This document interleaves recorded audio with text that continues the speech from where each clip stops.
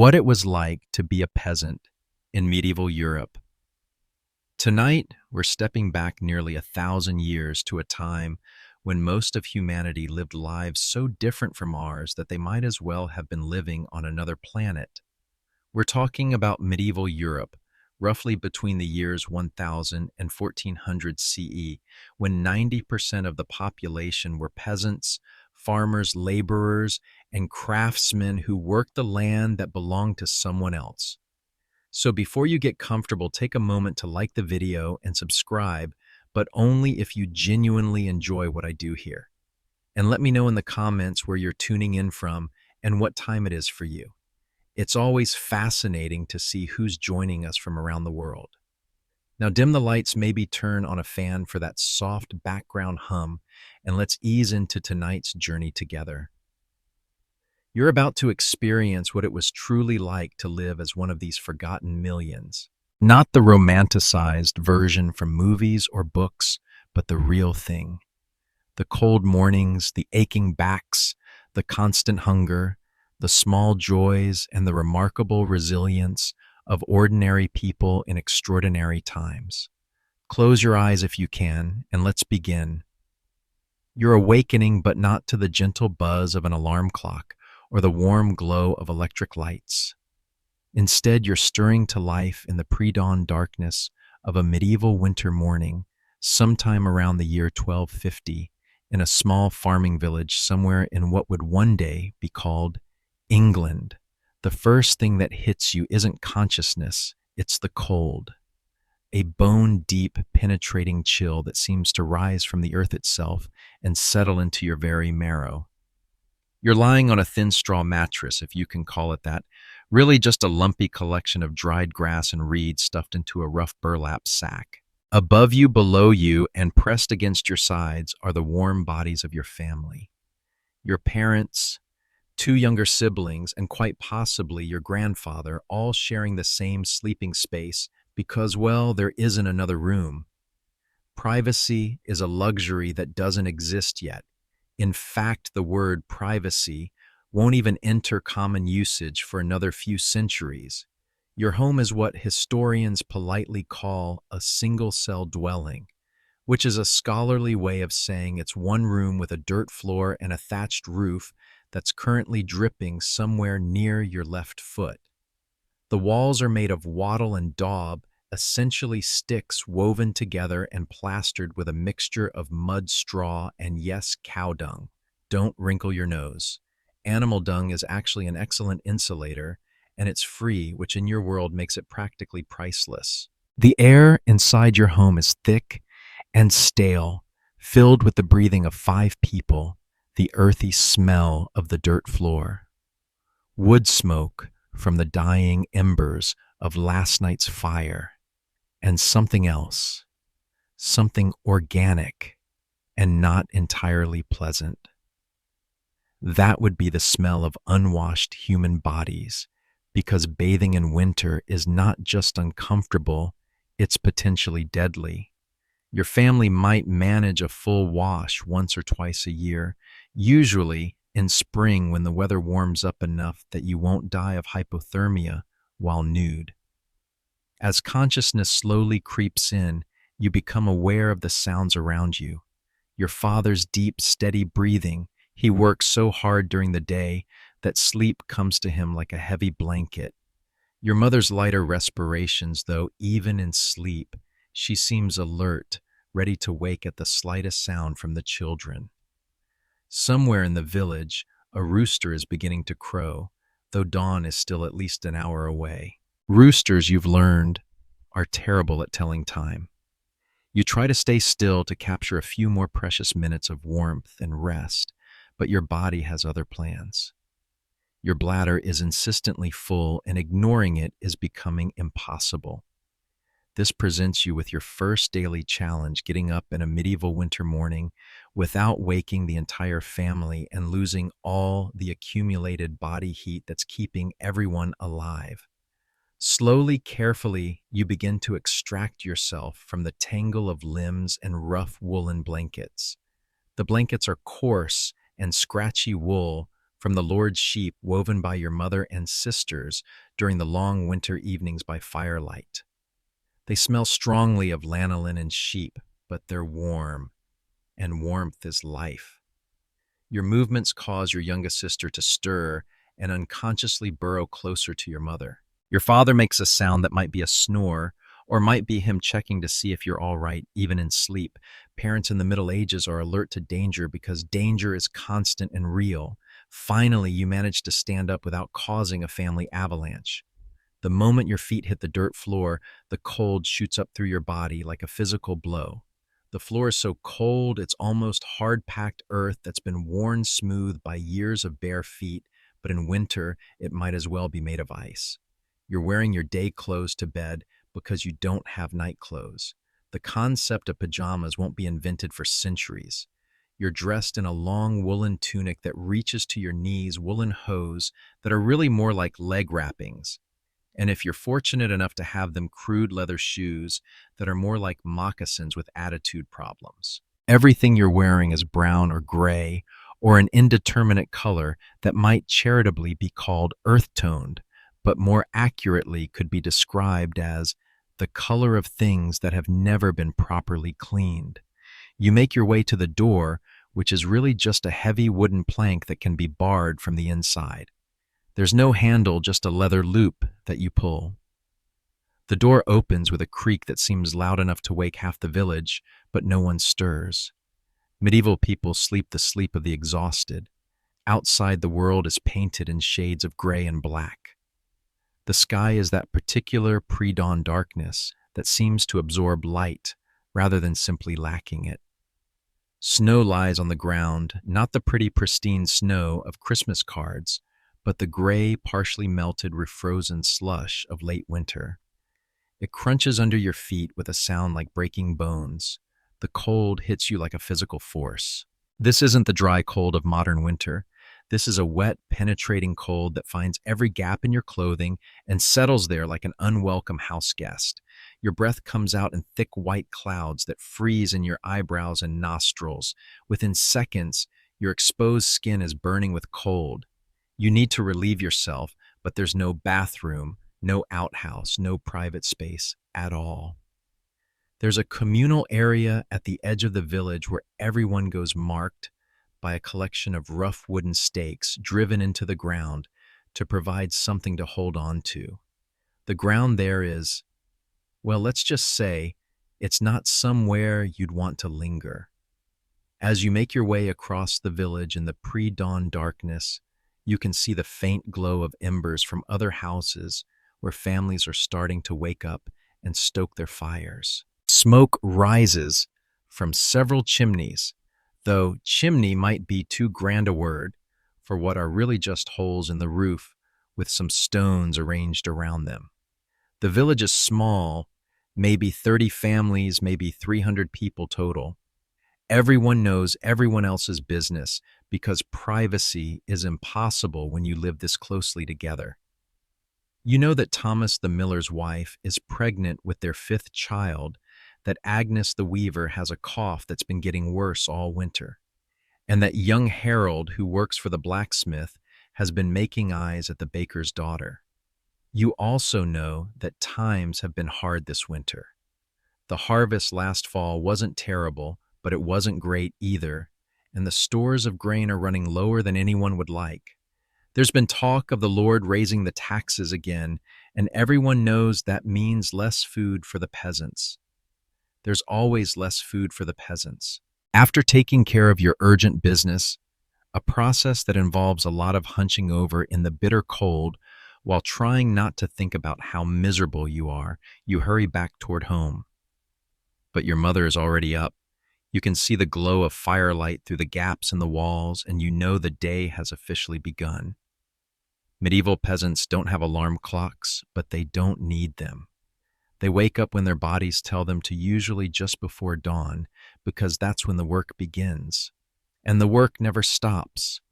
As you push open the door to your home, you're greeted by the sight of your mother kneeling by the fire pit in the center of the room, carefully blowing on the embers to encourage them back to flame. She's already dressed, Or rather, she never undressed because, like you, she sleeps in her day clothes. Her long hair is braided back and covered with a simple linen kerchief, and her face, even in the dim firelight, shows the lines and weathering of a life spent in constant labor. She looks up as you enter and nods, not a greeting, so much as an acknowledgement that you're alive and moving, which in medieval times is really all you can ask for from a morning. She doesn't speak. It's too early and too cold for unnecessary words. And besides, everyone knows what needs to be done. Your father is still lying down, but his eyes are open, staring at the roof. He's not lazy. Medieval peasants can't afford to be lazy. But he's 35 years old, which in medieval terms makes him practically elderly, and every bone in his body aches from a lifetime of back-breaking labor. He'll be up soon, but for now, he's allowing himself these few precious minutes to mentally prepare for another day of survival. Your younger siblings are still asleep, curled together like puppies. Children in medieval times sleep more than adults because they can. They don't have the full weight of responsibility yet, though that will come soon enough. Your brother is 8, old enough to help with some of the easier farm work. Your sister is 5, old enough to help care for the chickens and gather eggs, assuming the chickens have laid any and haven't been eaten by foxes in the night. The fire is catching now, and the room is filling with warmth and light, though warmth is relative when the walls are made of sticks and mud, and the roof is basically a basket turned upside down. Still, fire is life in medieval times. It provides heat, light, protection from wild animals, and the ability to cook food, assuming you have food to cook. Your mother has hung a pot over the fire, and you can hear water beginning to heat. This will become breakfast, though, again. Breakfast might be too generous a term. More likely, it's warm water with some grain stirred in, maybe flavored with an onion. If you're fortunate, maybe salted if salt can be afforded, which it usually can't. Salt in medieval times is worth more than most people earn in a month. It's not just a luxury, it's a necessity for preserving food, but it has to be transported from coastal areas or salt mines, making it expensive beyond the reach of most peasants. Most of your food is eaten unsalted, which is exactly as appealing as it sounds. You move to help your mother with the morning preparations. There's no conversation, you both know what needs to be done, and you've been doing these same tasks every morning for years. You check the small store of firewood near the door, noting that it's running low and will need to be replenished soon. This is a constant concern in winter. Running out of fuel for the fire can be a death sentence. Your mother hands you a wooden bowl and gestures toward the pot. This is your cue to dish out the morning meal, such as it is.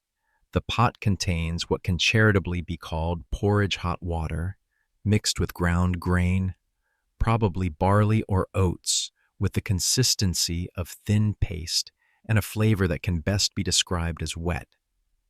There are no eggs, no meat, no butter, no sugar, no spices, except for what wild herbs your mother managed to gather and dry last summer. This is breakfast.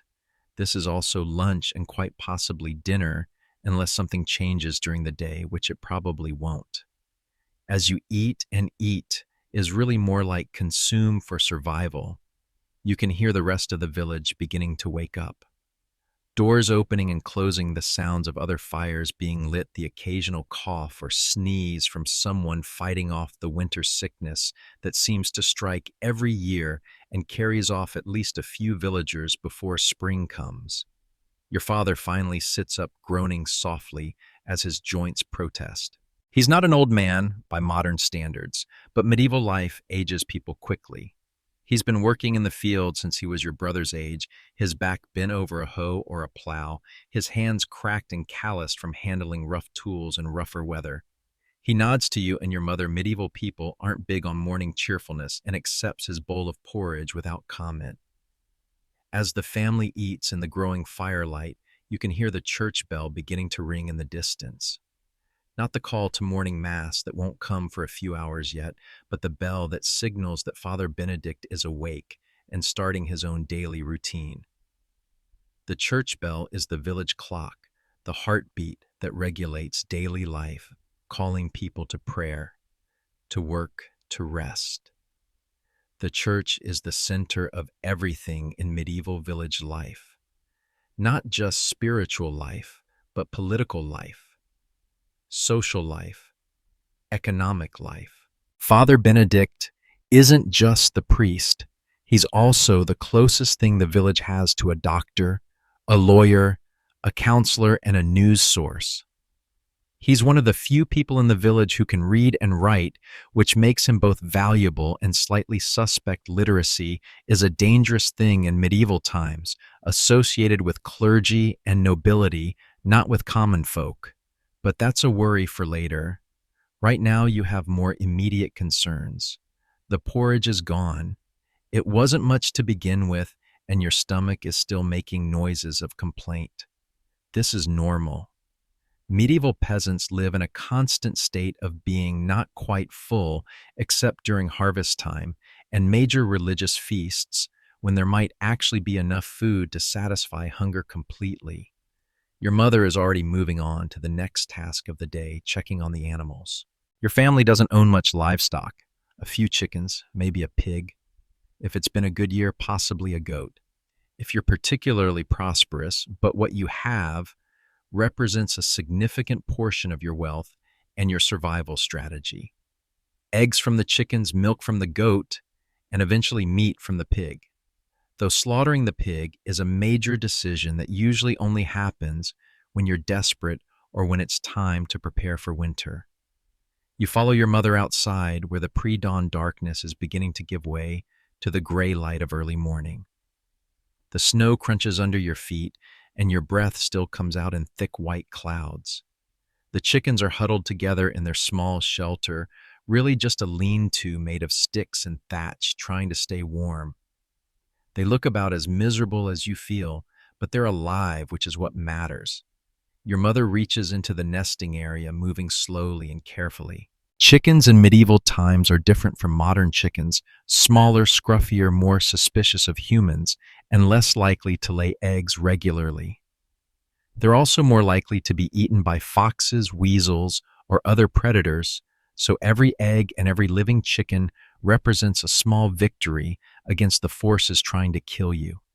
She finds 2 eggs, which is better than nothing, but not great. 2 eggs won't feed a family of 5, but they'll help. Eggs can be stretched into the porridge or saved and traded with neighbors for other necessities. Nothing is wasted in medieval times because waste is a luxury no one can afford.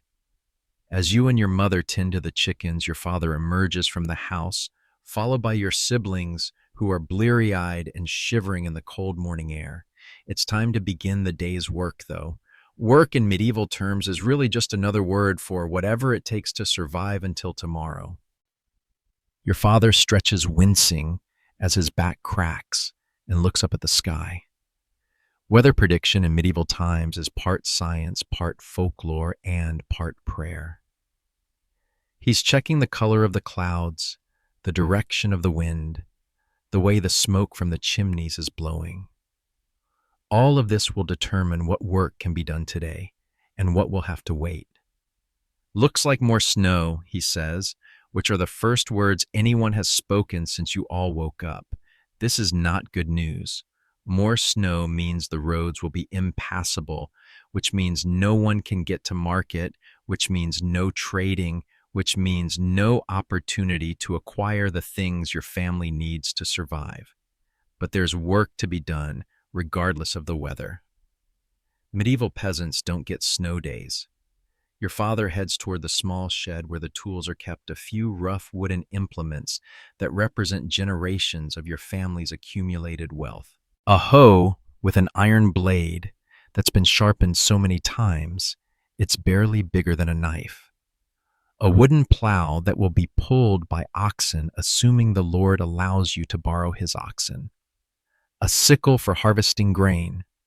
A few other tools whose names have been lost to history, but whose purposes were undoubtedly important to people who used them daily. Medieval tools are precious beyond modern understanding. Iron is expensive and difficult to work, so most tool heads are tiny compared to modern tools, and they're repaired and resharpened until they're barely functional. The wooden handles are carved by hand and carefully maintained because a broken tool can mean the difference between eating and starving. Your mother, meanwhile, is preparing for her own day's work. Medieval women don't have lighter duties than men. They have different duties, and there are more of them. She'll spend the day spinning wool into thread, weaving thread into cloth, preparing food, caring for children, tending to sick neighbors, maintaining the household, and helping with farm work when needed. Medieval women work from before dawn until after dark, and they do it while pregnant, while nursing, while sick, and while dealing with all the other challenges of medieval life. She hands you a small wooden bucket and points toward the well in the center of the village. This is your first major task of the day, fetching water. This sounds simple, but in medieval times, nothing is simple. The well is communal, shared by everyone in the village, which means there's usually a line of people waiting their turn. The bucket and rope are also communal, which means they're in rough condition and not always available. And the water itself, well, let's just say that medieval people haven't yet discovered the connection between clean water and not dying of horrible diseases.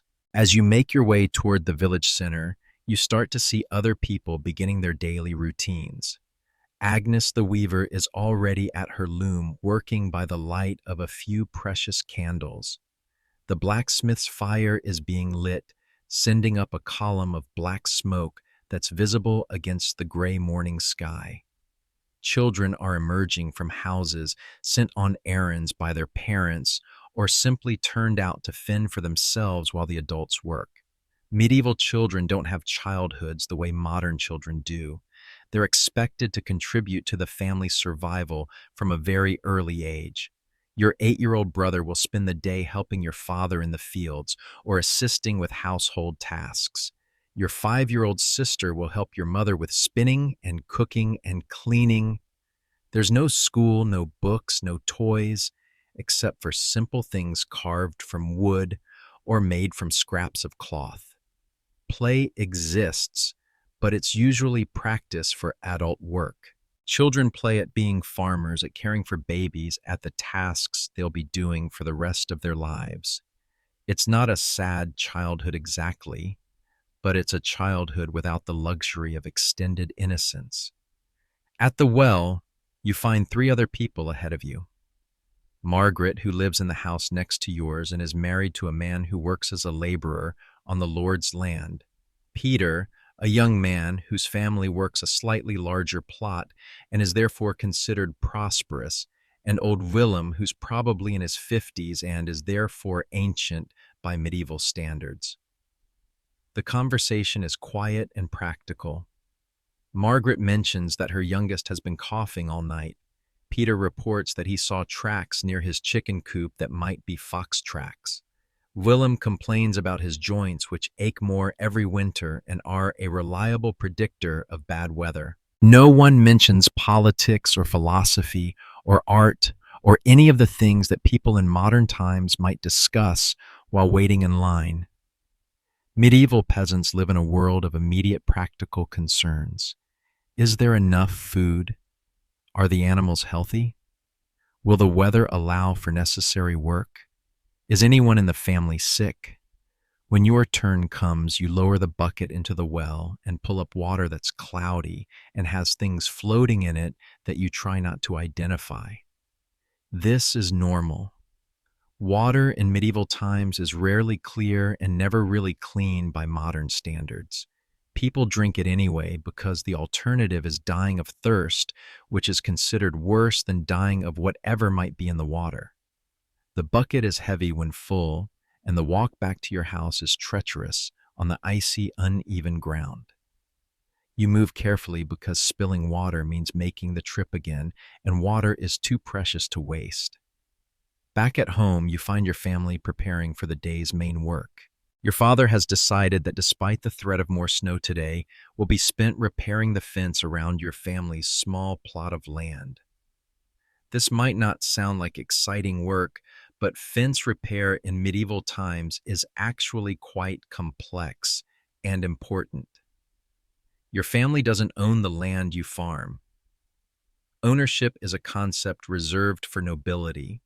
Instead, you hold the land in a system called feudalism, which is essentially a protection racket with historical legitimacy.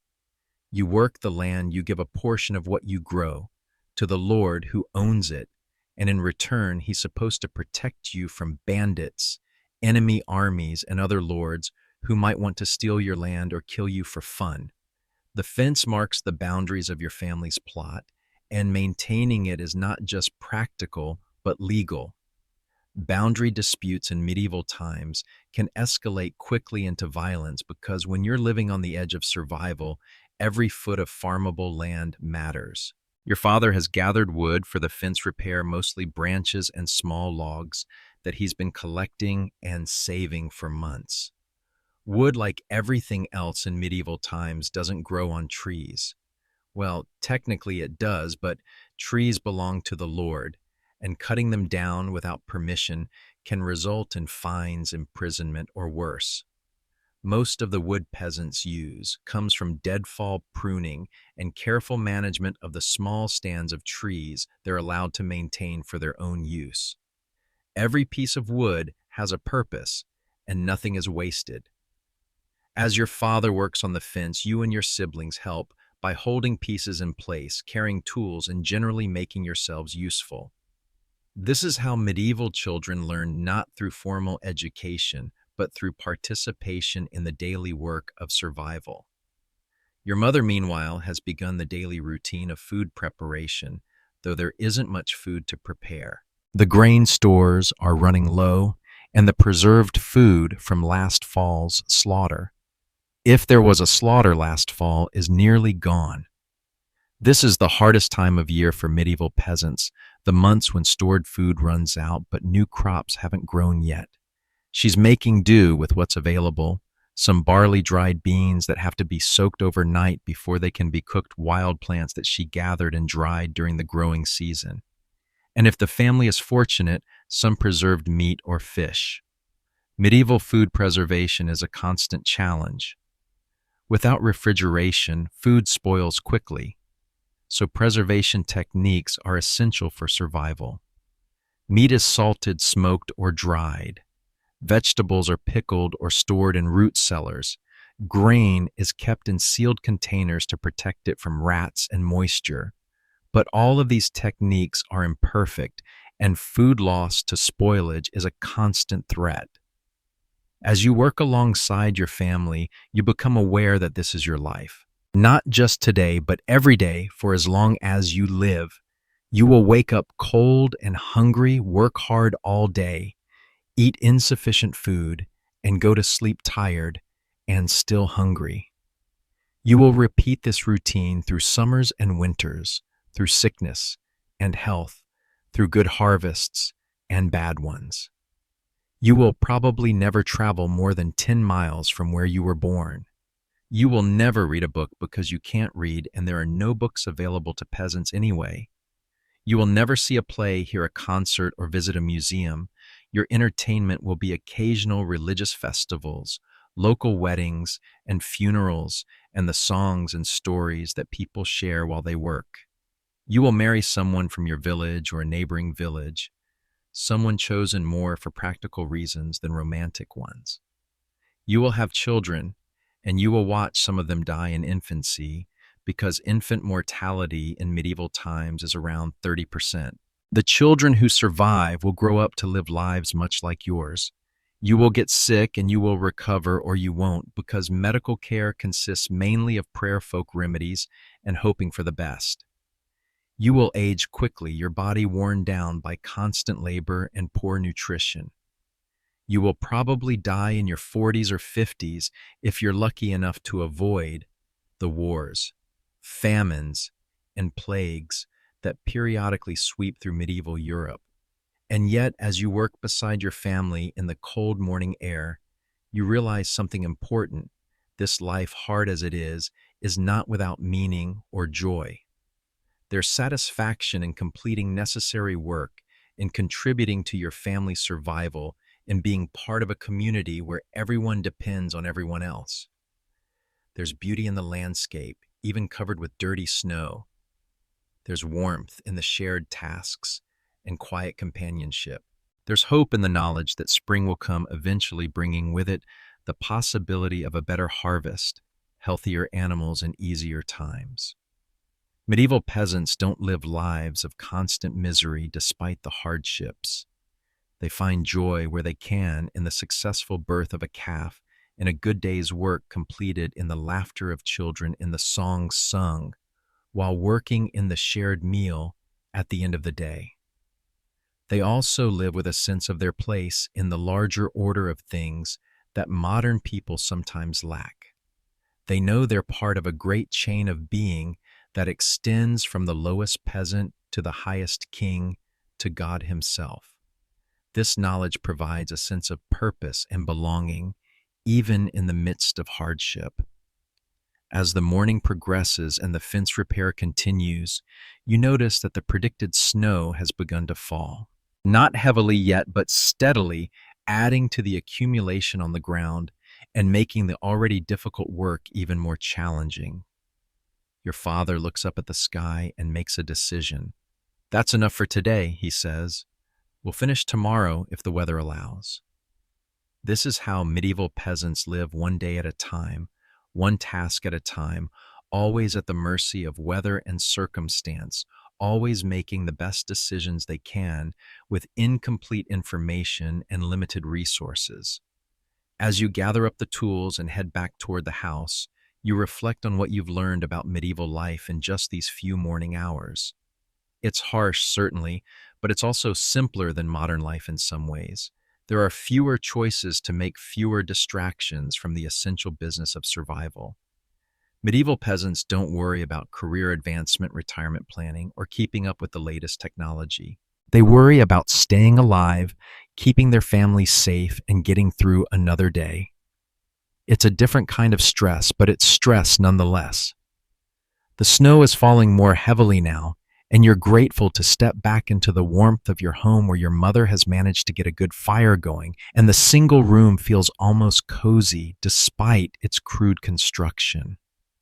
Your father sits down heavily on one of the few pieces of furniture in the house, a rough wooden stool that he carved himself, and begins the process of cleaning and caring for the tools. This is important work. Tools that aren't properly maintained don't last, and replacing them is expensive and difficult. Your mother continues working on the day's food preparation, and you help by stirring the pot and feeding small pieces of wood to the fire. Your siblings, released from their morning tasks, huddle near the fire and engage in one of the few forms of entertainment available to medieval children's storytelling. The stories they tell aren't written down anywhere. Most of them have been passed down orally for generations. They're stories of brave knights and fair ladies, of magical creatures and distant lands, of heroes who overcome impossible odds through courage and cleverness. These stories provide escape from the harsh realities of medieval life, but they also reinforce the social order that keeps peasants in their place. The heroes of medieval stories are always nobles, never peasants. The moral of the stories is usually that everyone should be content with their station in life, that virtue lies in doing your duty rather than seeking to change your circumstances. It's propaganda, but it's also comfort, providing a sense that there's meaning and purpose even in the humblest life. As you listen to your siblings' stories and help with the household tasks, you become aware of how different time feels in the medieval world. There are no clocks, no schedules, no appointments to keep. Time is measured by the sun, by the seasons, by the rhythm of work and rest. Days blend into each other, marked mainly by the weekly cycle of religious observances. Sunday is different because it's the day of rest commanded by God, though rest for medieval peasants usually just means a different kind of work. There are no weekends as modern people understand them. Seasons are more important than days in medieval life. Spring means planting and hope for a good harvest. Summer means long days of labor in the fields and gardens. Fall means harvest and the frantic work of preserving food for winter. Winter means survival endurance and waiting for spring to come again. Years are marked not by secular events, but by religious ones. People don't know what year it is in the modern sense. They know how many years it's been since the birth of Christ, and they mark time by saints' days and religious festivals. History, for medieval peasants, is not a linear progression of improvement and change. It's a cycle of repetition, a wheel that turns forever without ever really going anywhere new. The life you're living is much the same as your parents lived and much the same as your children will live. This gives medieval life a different quality than modern life, more stable in some ways, more fatalistic in others. Change happens but slowly, and it's usually seen as disruption rather than progress. As the morning turns to afternoon and the snow continues to fall, your family settles into the quiet routines of indoor work. Your father repairs a harness that will be needed when planting season comes. Your mother spins wool into thread, her hands moving with the automatic skill of years of practice. You help where you can, learning by watching and doing. Outside, the village is quiet except for the occasional sound of someone calling to their animals or the creak of a door opening and closing. The snow muffles sound and makes everything feel isolated and peaceful. This is medieval life at its most typical quiet routine, focused on the essentials of survival. Not exciting by modern standards, perhaps, but sustainable in a way that modern life often isn't. Medieval peasants live within their means because they have to, and they find satisfaction in small accomplishments because large ones are rarely possible. As the short winter day begins to fade toward evening, you realize that you've experienced only a small portion of what medieval life has to offer. There are seasons you haven't seen, challenges you haven't faced, joys you haven't discovered. But you've learned something important. Medieval peasants aren't the ignorant, miserable people they're sometimes portrayed as in modern media. They're intelligent, resourceful, resilient people making the best of difficult circumstances. They have their own wisdom, their own culture, their own ways of finding meaning and happiness. Their lives are harder than modern lives in many ways, but they're also more integrated, more connected to the natural world, more focused on the essential things that make life worth living: family, community, and the satisfaction of useful work. As evening approaches and your family gathers around the fire for the day's main meal, you reflect on what it means to live as a medieval peasant. It means accepting hardship as a normal part of life, finding joy in small things, and understanding that your individual life is part of something larger than yourself. It means living close to the edge of survival, but also living with the knowledge that you're doing important work, growing food, raising children, maintaining the community that makes human life possible. Most of all, it means living with a deep appreciation for the basic necessities of life that modern people often take for granted: food, warmth, shelter, and the company of loved ones. These are lessons worth remembering even in the modern world. The afternoon meal, if you can dignify it with such a title, consists of the same porridge you had for breakfast, perhaps augmented with a piece of dark bread, and if fortune smiles upon you, a small bit of cheese.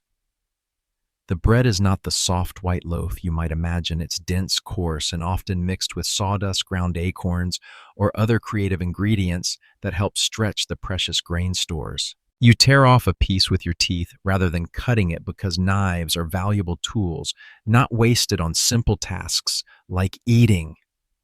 The bread fights back, resisting your efforts to chew it into something swallowable. Medieval teeth, strengthened by a lifetime of such combat, are usually worn down to nubs by middle age from the constant battle with coarse food and gritty grain. The cheese, when it appears, is a small miracle of preservation technology.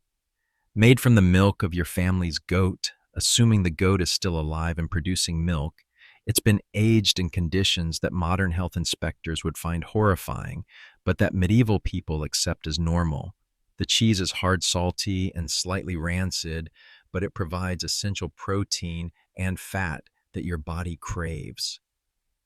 As you eat, your mother mentions that she needs to check on Agnes the weaver, who's been coughing more severely lately. This isn't just neighborly concern, it's community survival strategy.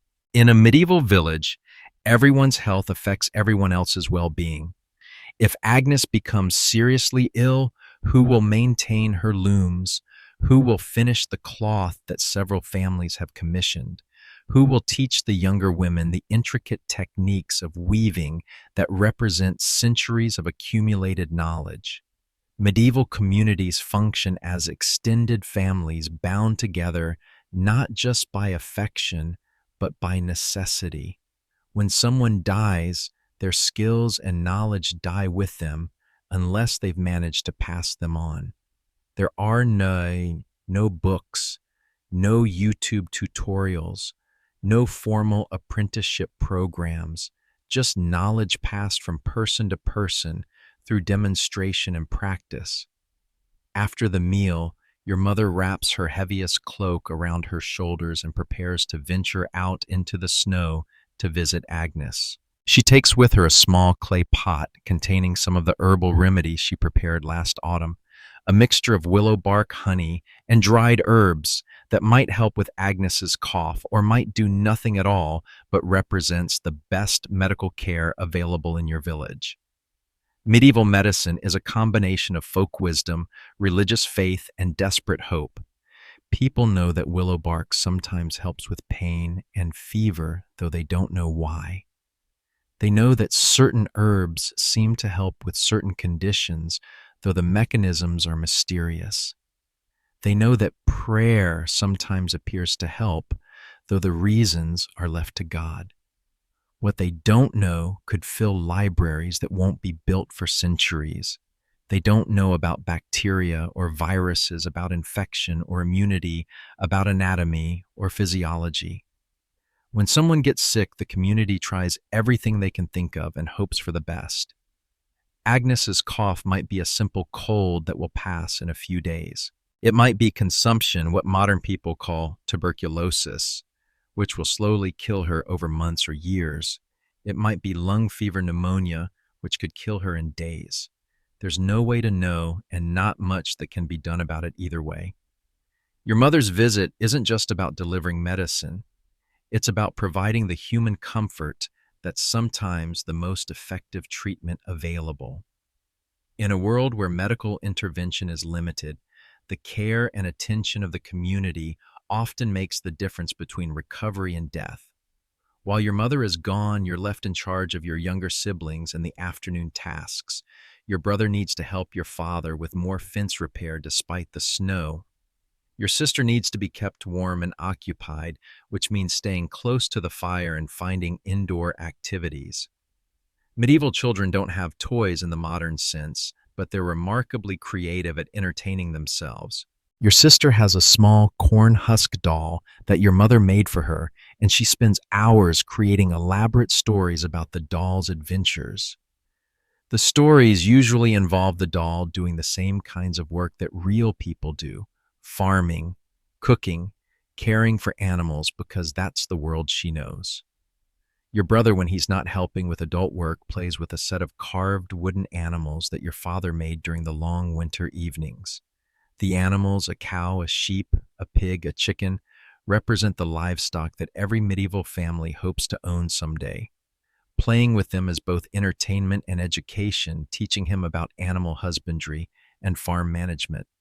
You help your sister tell stories to her doll, and you're struck by how different childhood is in the medieval world. Modern children live in a world of endless possibilities, encouraged to dream big and imagine futures vastly different from their parents' lives.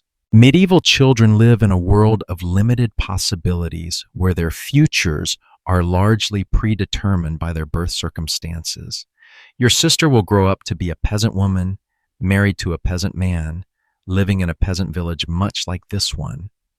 She'll bear children, some of whom will survive to adulthood, and she'll work hard every day until her body gives out. This isn't a tragedy. It's simply the way the world works. But within those constraints, there's still room for individual variation, for small choices and personal preferences. She might marry a kind man or a cruel one. She might have many children or few. She might live in this village or move to another.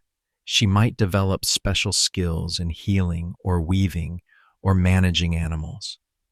The broad outlines of her life are fixed, but the details remain to be determined.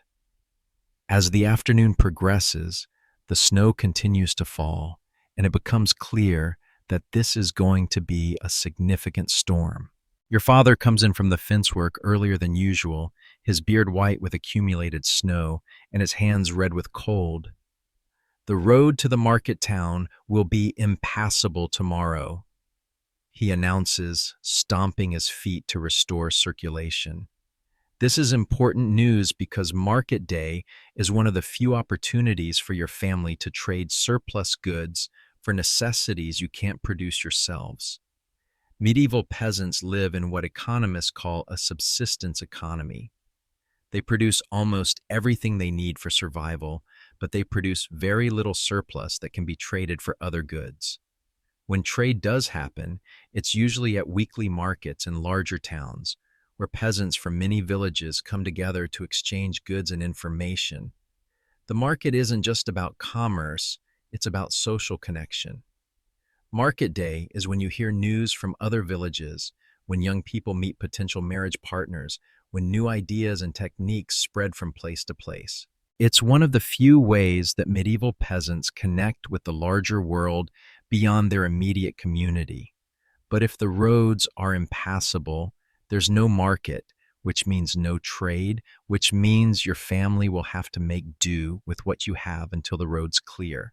This could be days or weeks, depending on the weather. Your father settles down near the fire and begins working on a project he's been saving for weather like this, carving wooden bowls from a piece of hardwood he's been drying for months. This is skilled work that requires good tools and considerable experience, but it's also necessary work. Wooden bowls crack, break, or wear out, and they need to be replaced regularly. Medieval craftsmanship is different from modern manufacturing. Every object is made by hand individually, by someone who learned the skill from their father or master. No two bowls are exactly alike because they're carved by human hands using simple tools. The variations aren't flaws. They're evidence of the human presence in every object. Your father works slowly and carefully, shaping the wood with a small knife and occasionally using a piece of sandstone to smooth rough areas. He doesn't talk while he works. Concentration is required, and a slip of the knife could ruin hours of work or cause a serious injury. You watch him work, learning by observation the techniques that you'll need to know someday. Medieval education happens this way, through apprenticeship and imitation rather than formal instruction. Children learn by watching adults and gradually taking on more and more responsibility as their skills develop. There are no schools in your village, no teachers, no curriculum. The church provides some basic religious instruction, but even that is mostly memorized prayers and stories rather than reading and writing. Literacy is rare among peasants, not because they're incapable of learning, but because reading and writing aren't particularly useful skills for people who work with their hands and live in oral cultures. Most of the knowledge that matters for medieval peasant life, how to plant crops, care for animals, preserve food, maintain tools, treat illnesses, predict weather, is passed down orally from generation to generation. It's knowledge accumulated over centuries, tested by experience, refined by trial and error. This knowledge is practical and specific to local conditions. Your father knows which fields in your village produce the best crops, which areas flood in heavy rains, which plants indicate good soil, which animals are signs of changing weather. This knowledge can't be learned from books. It has to be learned by living in the place and paying attention to the patterns. As evening approaches, your mother returns from visiting Agnes, her cloak covered with snow and her face reddened by the cold wind. She reports that Agnes's condition hasn't improved, but it hasn't gotten worse either.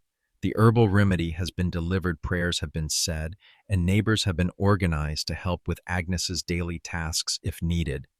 This is how medieval communities handle crisis, not through professional services or government programs, but through informal networks of mutual support. Everyone understands that they might be the next one who needs help, so everyone contributes what they can when help is needed. Your mother also brings news from the village. The miller's wife has gone into labor 2 months early, which is concerning. Early babies in medieval times usually don't survive, and even if the baby lives, the mother faces significant risks. The village women will take turns sitting with her, providing what comfort and assistance they can. She also reports that young Thomas, the blacksmith's apprentice, has announced his intention to marry Sarah, the baker's daughter. This is good news. Both families are relatively prosperous by village standards, and the marriage will strengthen the bonds between two important village trades. Medieval marriages aren't usually love matches in the modern sense. They're economic and social partnerships designed to strengthen families and communities. Love might develop over time, but it's not the primary consideration when marriages are arranged. Parents, relatives, and community leaders all have input into marriage decisions because marriage affects not just the couple, but their extended families and the community as a whole. A good marriage brings together complementary skills, resources, and connections. A bad marriage can cause conflicts that affect everyone in the village. As your family settles in for the evening, the conversation turns to planning for the next day. The snow is expected to continue, which means outdoor work will be limited. This might seem like a break from labor, but medieval peasants don't get days off. They just do different kinds of work when weather prevents field work. Your mother will spend the day spinning and weaving, working on cloth that will be needed for clothing, bedding, and household items. This is skilled work that requires constant attention and produces goods that are essential for family survival. Your father will continue his wood carving and will also work on repairing tools and equipment that have been damaged during the farming season. He might also work on improving the house itself, patching holes in the walls, replacing worn thatch on the roof, or reinforcing the door. You and your siblings will help with whatever tasks need assistance, and you'll also continue your informal education through observation and practice. Medieval childhood is short. By the time you reach your teens, you'll be expected to contribute as much as an adult to the family's survival. The evening meal is similar to the earlier meals: porridge, bread, and whatever else is available. Food variety in medieval times is limited, especially in winter when stored foods are running low and fresh foods aren't available. Medieval peasants don't suffer from the dietary diseases that affect modern people: obesity, diabetes, heart disease, but they do suffer from malnutrition, especially during the lean months of late winter and early spring. Most peasants exist in a state of chronic mild hunger, with periodic episodes of severe hunger when crops fail or other disasters strike. The human body is remarkably adaptable, and medieval peasants developed the ability to function on fewer calories than modern people typically consume. They're also more physically active, which helps them maintain health despite dietary limitations. After the evening meal, the family gathers around the fire for the few hours of leisure time available in a medieval day. Leisure might be too strong a word this time, is spent on necessary tasks that can be done sitting down in firelight, like mending clothes, preparing materials for the next day's work, or telling stories. Storytelling is one of the most important forms of entertainment and education in medieval peasant culture. Stories preserve historical memory, teach moral lessons, provide escape from daily hardships, and strengthen community bonds. The stories told around peasant fires are different from the written literature of the medieval period. They're earthier, more practical, more focused on the concerns of common people. Your mother tells a story about a clever peasant woman who outwits a greedy lord, teaching him a lesson about justice while saving her family from starvation. The story is funny and satisfying, but it also carries important messages about the relationship between peasants and nobility, about the value of intelligence over brute force, and about the importance of standing up for what's right. Your father tells a story about the winter when he was young, when the snow fell for 3 months straight, and the village almost starved before spring finally came. It's a cautionary tale about the importance of preparing for hard times, but it's also a story of community cooperation and resilience. These stories aren't just entertainment, they're education, teaching practical lessons about survival, social relationships, and moral behavior. They're also cultural preservation, keeping alive the wisdom and experiences of previous generations. As the fire burns lower and the family prepares for sleep, you reflect on what you've learned about medieval life during this long winter day. It's a life of constant work, limited resources, and significant hardships, but it's also a life with its own rewards and satisfactions. Medieval peasants live in close connection with the natural world, understanding the cycles of seasons and weather in ways that modern people have largely forgotten. They live in tight-knit communities where everyone knows everyone else and mutual support is essential for survival. They live simple lives focused on essential needs: food, shelter, warmth, safety, family.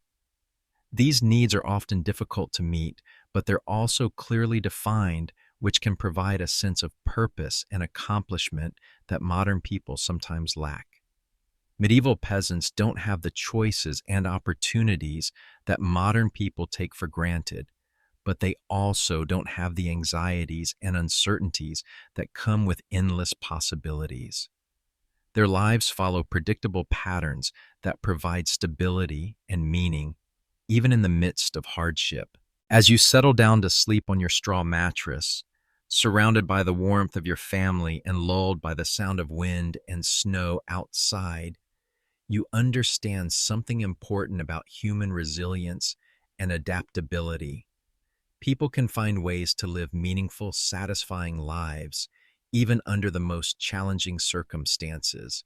The medieval peasant life you've experienced today is hard by modern standards, but it's not without value.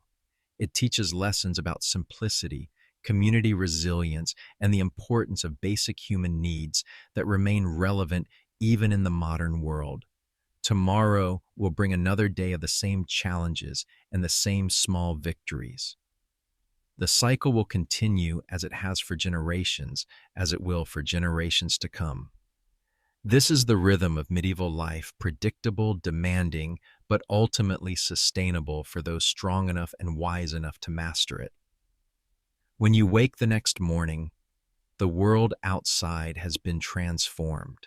The snowstorm that began yesterday has left the village buried under nearly 3 feet of fresh snow, turning the familiar landscape into something alien and beautiful. Drifts pile against houses and block doorways. The usual paths between buildings have disappeared, leaving only smooth white expanses, marked by the occasional desperate track of a rabbit or bird. Your father's prediction about the roads being impassable has proven correct. They're not just impassable, they're invisible. No one will be traveling anywhere today, which means the village has become an island unto itself, cut off from the outside world until the snow melts, or someone with a horse and plow can break through the drifts. This isolation isn't unusual in medieval times. Winter routinely cuts villages off from each other for days or weeks at a time. Medieval people planned for this storing not just food and fuel, but also entertainment work projects and social activities that can sustain them through periods of enforced togetherness. The morning routine is the same despite the dramatic change in weather, fire, porridge, water, basic survival tasks, but everything takes longer and requires more effort. Simply getting to the well requires climbing over and through snow drifts, and the water in the bucket freezes before you can get it back to the house. Your family adapts with the practiced efficiency of people who have dealt with such challenges many times before. Your father and brother work together to dig a path from the door to the animal shelter, where the chickens and goat are huddled together for warmth. Your mother and sister organize the indoor workspace for maximum efficiency during the days of confinement ahead. You help wherever assistance is needed, learning through necessity the skills of winter survival. Snow isn't just an inconvenience in medieval times, it's a potential killer that must be managed carefully. People die from exposure from carbon monoxide poisoning in poorly ventilated homes from accidents while trying to navigate in whiteout conditions.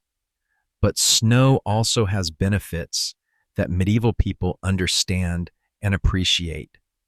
It insulates houses and animal shelters, helping to retain heat.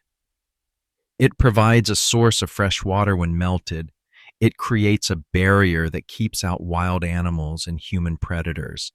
It enforces a period of rest and indoor work that allows for tasks that are often neglected during busy farming seasons. As the morning progresses, you begin to hear the sound of the church bell ringing, not the regular calls to prayer, but the irregular, urgent clanging that means emergency or important news. Your father stops his work and listens carefully to the pattern of rings. This is how medieval villages communicate urgent information when people can't easily travel from house to house. The bell pattern indicates that everyone who can safely travel should come to the church for an important announcement. This is unusual, but not unprecedented. Sometimes winter storms bring emergencies that require community coordination. Your father and mother exchange looks, conducting a silent conversation about whether the trip to the church is worth the risk and effort. The church is only a few hundred yards away, but in the current conditions, it might as well be miles. On the other hand, the announcement might be something that affects your family's survival.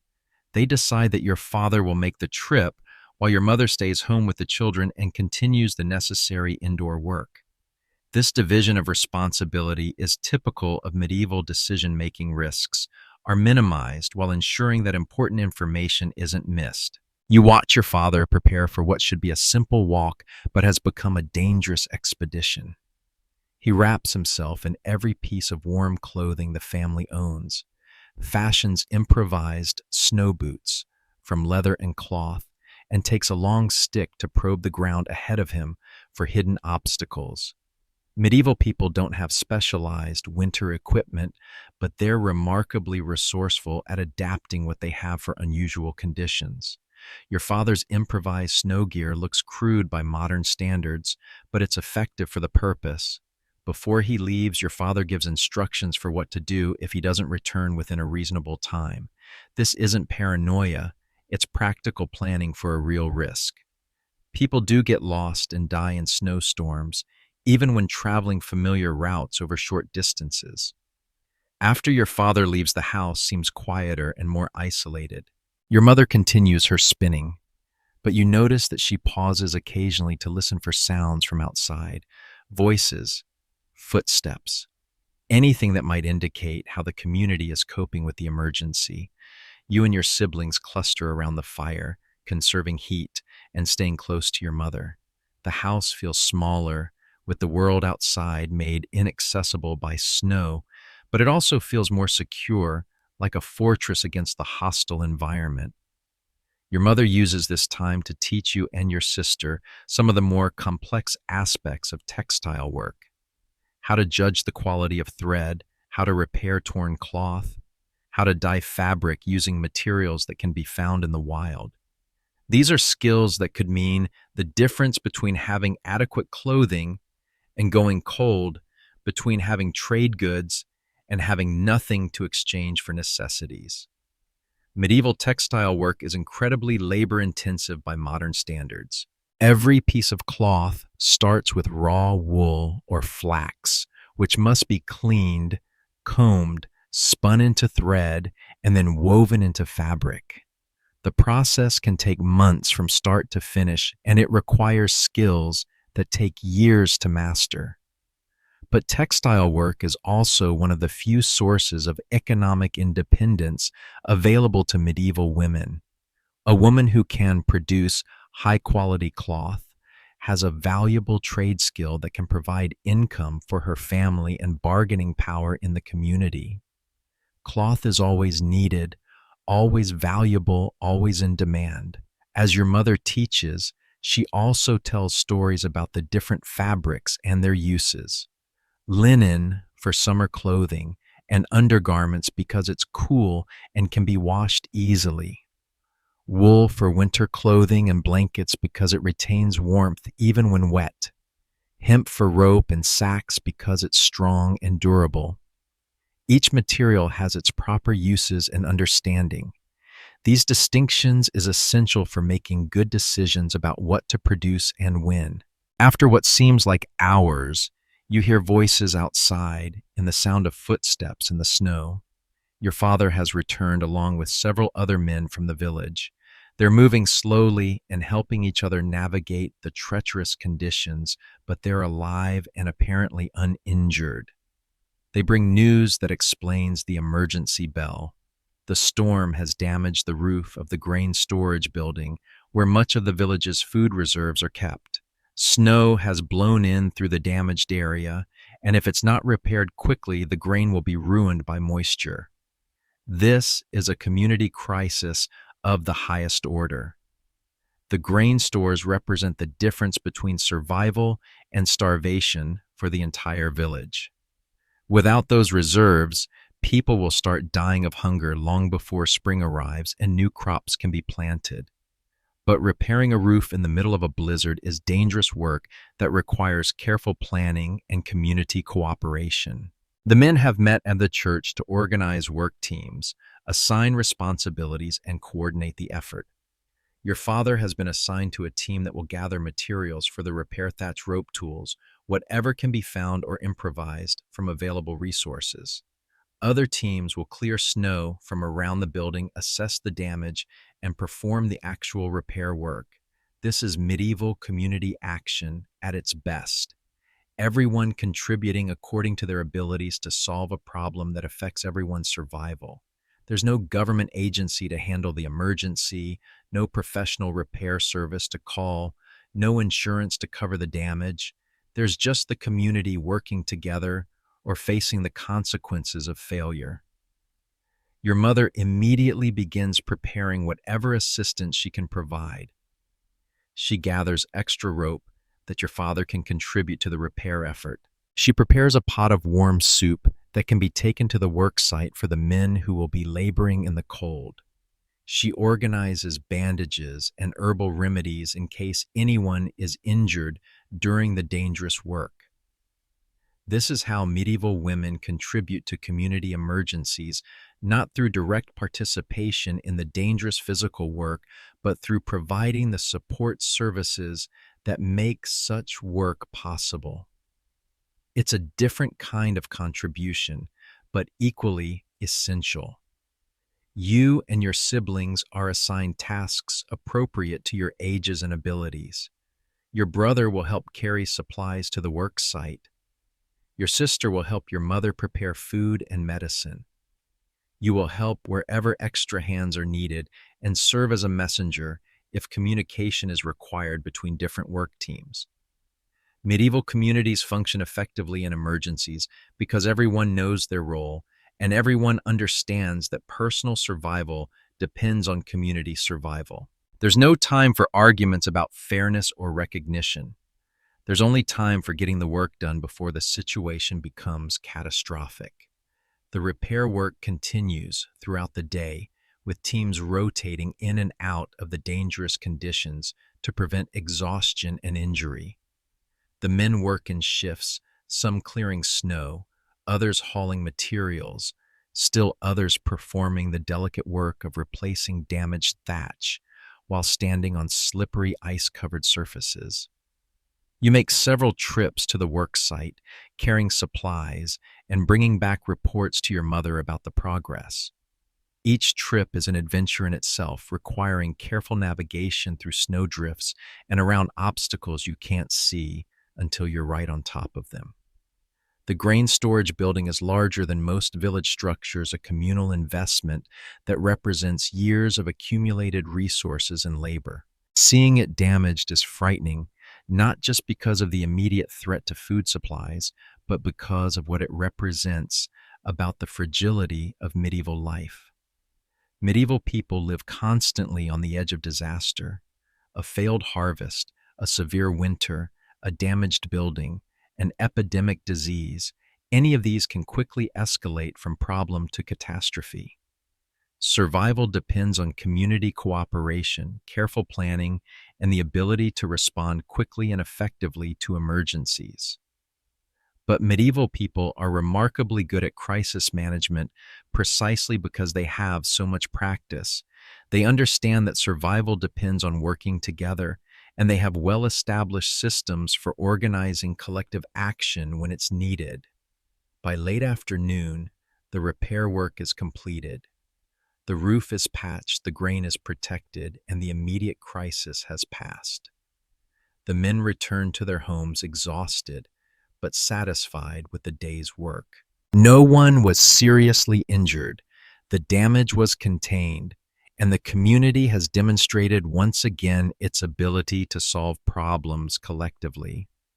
Your father returns home covered with snow and obviously tired, but also with the satisfaction of someone who has completed necessary and difficult work successfully. He reports that the grain stores are secure and that the repair should hold until spring when more permanent improvements can be made. This is a small victory, but in medieval times, small victories are what survival is made of. The ability to solve problems quickly and effectively, to work together under difficult conditions, to adapt and improvise when circumstances change, these are the skills that allow medieval communities to persist despite the constant challenges they face. As evening falls and the family gathers around the fire for the day's main meal, there's a sense of accomplishment and relief. The crisis has passed. The community has proven its resilience once again, and life can return to its normal rhythms of work and survival. But the day's events also serve as a reminder of how quickly things can change in medieval life and how dependent everyone is on the cooperation and goodwill of their neighbors. The grain storage building might be repaired, but the underlying vulnerabilities remain: the harsh weather, the limited resources, the constant threat of disaster. Your mother serves the evening meal with the quiet satisfaction of someone who has contributed to a successful community effort. The soup is a little thicker tonight, thanks to contributions from several families who shared their stored vegetables for the workers who repaired the grain storage. This sharing isn't charity. In the modern sense, it's investment in community survival. The families who contributed food today know that they might need help themselves tomorrow, and that the strength of the community determines everyone's chances of survival. As the family eats and discusses the day's events, you begin to understand something important about medieval social structures. Modern people often think of medieval society as rigidly hierarchical, with nobles ruling over powerless peasants. And while that's true in some ways, it's not the whole story. Within peasant communities, there's a strong tradition of mutual aid and collective decision-making. People may not have political power in the larger society, but they have significant control over their own communities and their own survival strategies. The repair of the grain storage building wasn't organized by the Lord or managed by officials. It was organized by the villagers themselves based on their own assessment of needs and priorities. The work was divided fairly, the resources were contributed voluntarily, and the benefits will be shared by everyone. This is medieval democracy in action, not the formal political democracy of modern societies, but the practical democracy of people working together to solve common problems. It's a different kind of political system, but it's not necessarily less effective for the purposes it serves. After the meal, as the family settles into the evening routines of maintenance and preparation for the next day, the conversation turns to the broader implications of the day's events. The storm that caused the emergency also provided an opportunity for the community to demonstrate its strength and cohesion. Medieval people understand that crisis can bring out both the best and worst in human nature. Some communities fall apart under pressure, with people turning against each other and fighting over scarce resources. Other communities grow stronger under pressure, with people pulling together and finding solutions to seemingly impossible problems. Your village has demonstrated that it belongs in the second category, at least for now. But everyone understands that this strength must be continually maintained and renewed. Community cooperation doesn't happen automatically. It requires constant attention, careful management of relationships, and a shared commitment to common welfare. As the evening progresses and the fire burns lower, your father begins to tell the story of another great storm from years past when he was young and the village faced an even greater crisis. It's a story of hardship and loss, but also of resilience and recovery. Medieval storytelling serves many functions: entertainment, education, moral instruction, and community bonding. But perhaps most importantly, it serves to preserve and transmit the accumulated wisdom of the community. Stories like your father's teach practical lessons about survival, but they also teach deeper lessons about human nature and community values. The story he tells tonight reinforces the lessons of the day's events. When crisis strikes, survival depends on working together. When resources are scarce, sharing makes everyone stronger. When challenges seem overwhelming, human ingenuity and determination can find solutions. These are old lessons tested by generations of experience, proven by countless crises successfully overcome. They're woven into the fabric of medieval culture, passed down from parents to children, reinforced by daily experience and seasonal cycles. As you listen to your father's story and reflect on the day's events, you begin to understand that medieval life, for all its hardships, has a completeness and integration that modern life sometimes lacks. Work and leisure, sacred and secular, individual and community, these aspects of life are woven together into a unified whole.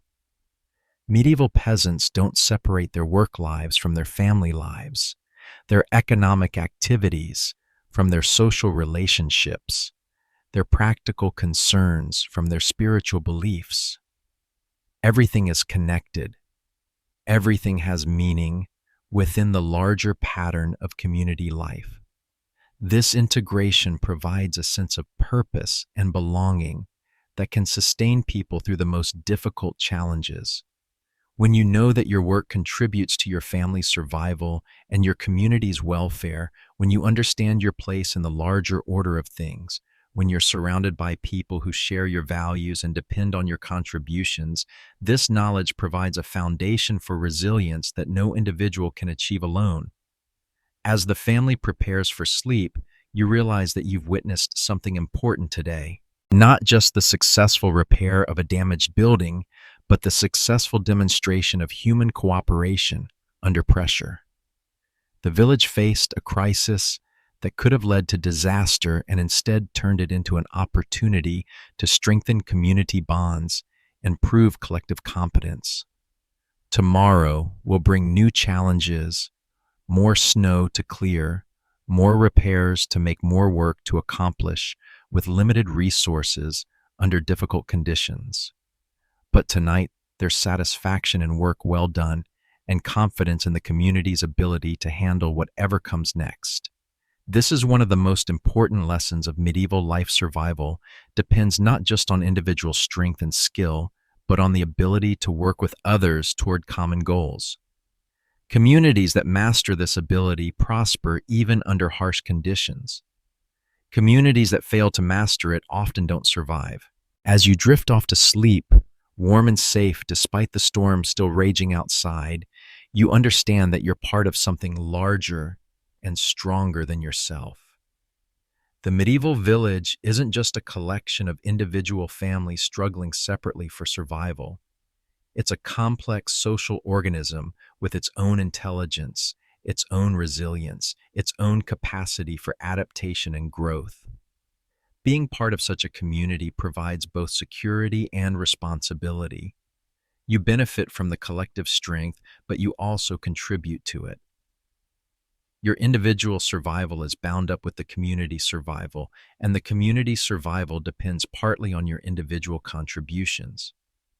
This interdependence can feel constraining to modern sensibilities, but it also provides a sense of meaning and purpose that pure individualism often lacks. When your life matters to other people, when your work contributes to something larger than personal benefit, when your community's welfare depends partly on your efforts, this knowledge provides motivation and satisfaction that can sustain people through the most difficult circumstances.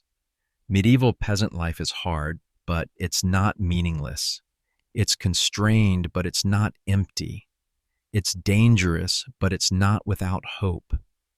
For people strong enough to meet its challenges and wise enough to understand its lessons, it provides a way of life that's sustainable, satisfying, and deeply human.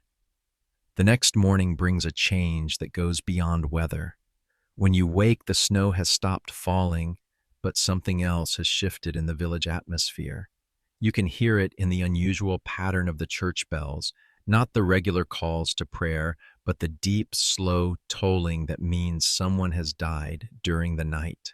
Death is a constant presence in medieval life, but it never becomes routine. Each death diminishes the community, taking away not just a person, but their skills, knowledge, relationships, and contributions to collective survival. In a village of barely 300 people, every loss is significant. Your family listens to the bells in silence, counting the tolls and trying to determine whose death is being announced. The pattern indicates an adult, probably male, but beyond that, you'll have to wait for more specific information. Your mother crosses herself and murmurs a prayer for the soul of whoever has passed.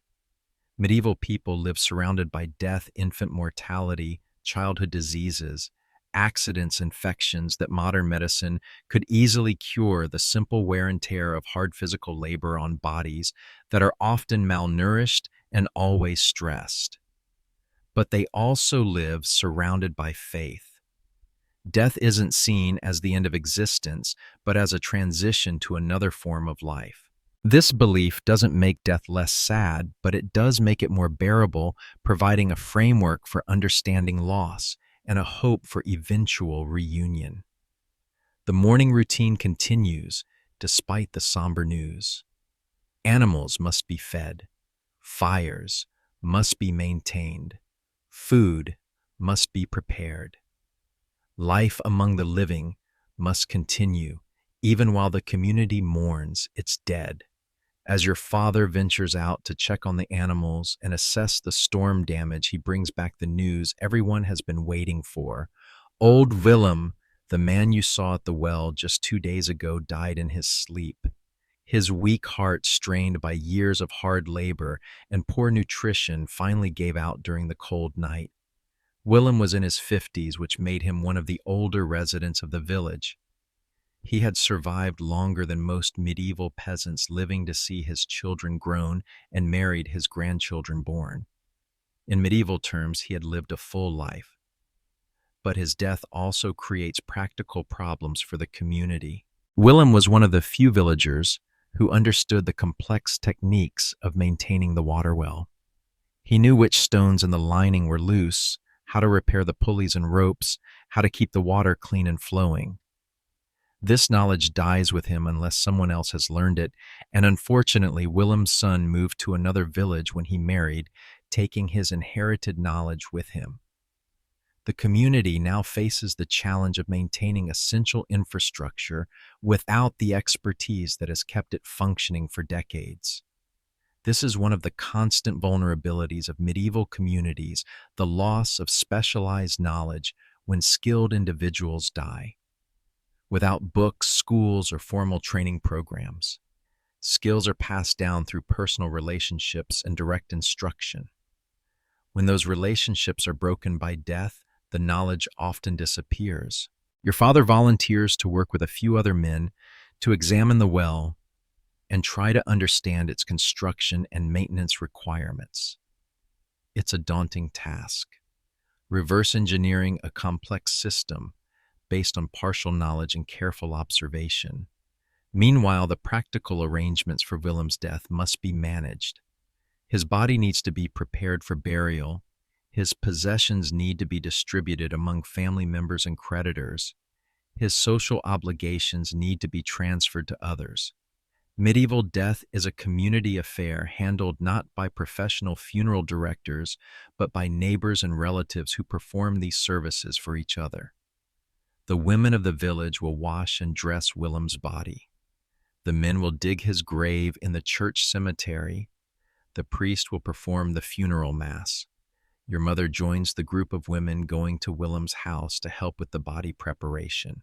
This is considered women's work in medieval society, and it's treated as both a sacred duty and a practical necessity. Bodies in medieval times aren't embalmed, they must be buried quickly, especially in warmer weather. You stay home with your siblings while your mother is gone, continuing the daily tasks of survival while also dealing with the emotional impact of death in the community.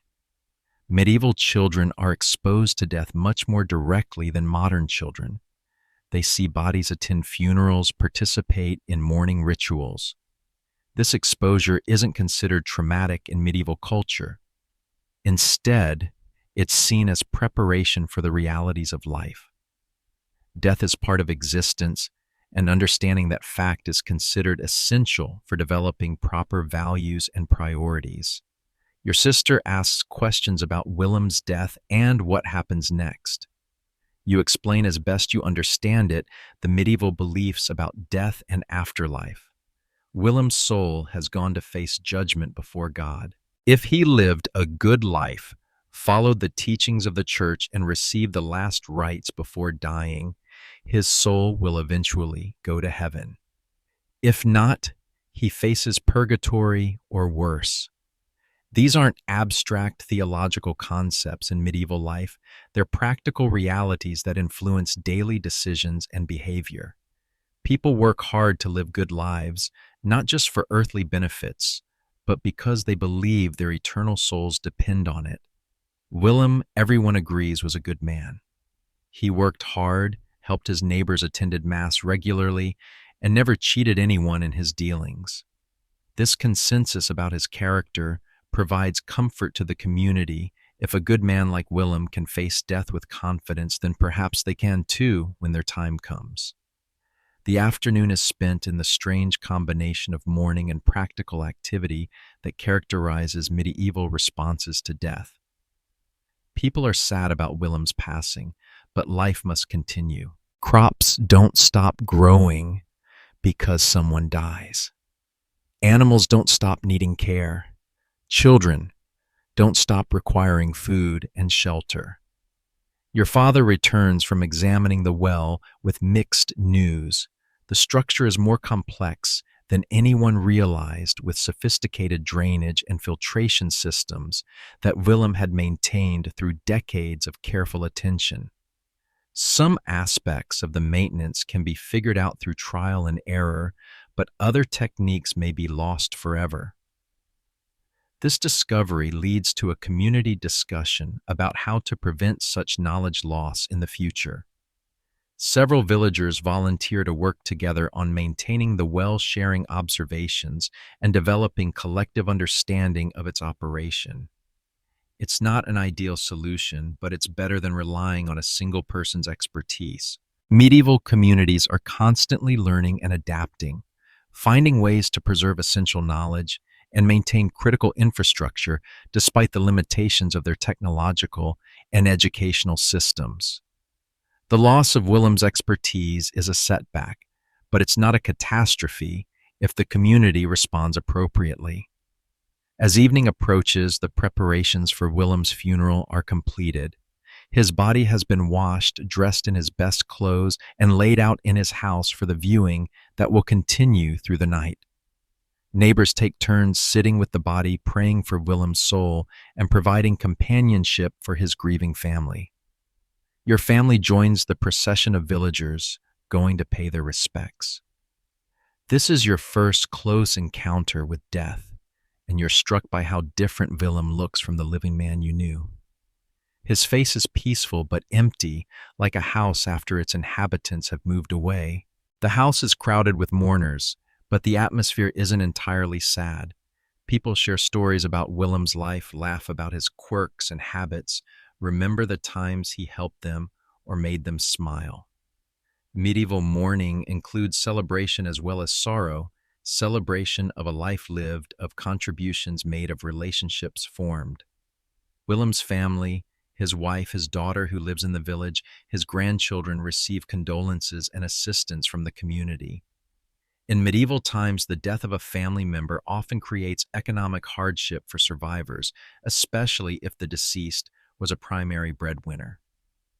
But the community has systems for dealing with such situations. Willem's widow will receive help with tasks she can't manage alone. His tools and equipment will be redistributed to people who can use them productively.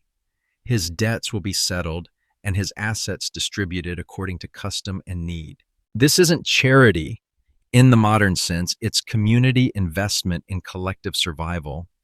Allowing Willem's family to fall into destitution would weaken the entire village. Helping them maintain stability strengthens everyone's security. As you listen to the stories being told about Willem's life, you begin to understand something important about medieval concepts of identity and legacy. Willem is remembered not for his individual achievements or personal wealth, but for his contributions to community life and his fulfillment of social obligations. He was a good neighbor, a faithful husband, a responsible father, a reliable worker. He helped when help was needed, shared what he could afford to share, and caused no trouble for anyone. In medieval terms, this constitutes a successful life.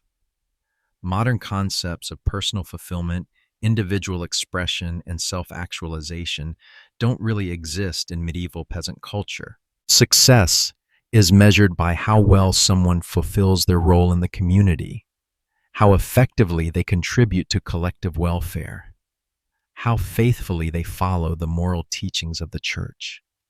This might seem limiting by modern standards, but it also provides a clear framework for understanding what constitutes a meaningful life.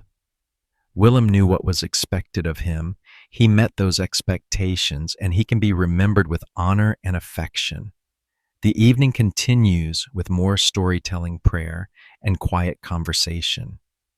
Children gradually fall asleep in their parents' arms, lulled by the rhythm of familiar voices and the warmth of the crowded room.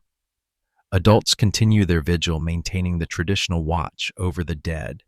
This vigil serves multiple purposes in medieval culture.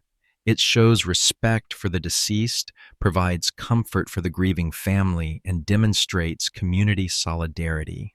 It also serves practical purposes, ensuring that the body is properly watched, that nothing disturbs the final preparations, that everything is ready for tomorrow's funeral. Medieval people don't fear the dead, but they do treat them with elaborate respect.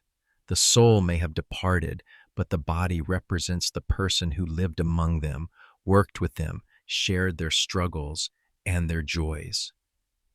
Proper treatment of the dead is considered essential for community spiritual health. As the night progresses, you and your family eventually return home, leaving others to continue the vigil. Tomorrow will bring the funeral mass, the burial, and the beginning of the mourning period that will affect the entire community for weeks to come. Back in your own house, the familiar routines of preparing for sleep feel strange after the intensity of the evening's activities. Death has a way of making ordinary activities seem both more precious and more fragile. Your mother tucks you and your siblings into your shared sleeping space with extra care tonight, perhaps more aware than usual of how quickly circumstances can change. Your father checks the door and windows with unusual attention, making sure the house is secure against the night. Medieval people live with the constant awareness that life is uncertain and often short. This awareness doesn't make them morbid or depressed. It makes them practical and grateful. They appreciate what they have while they have it. They maintain important relationships. They try to live in ways that will be remembered with honor.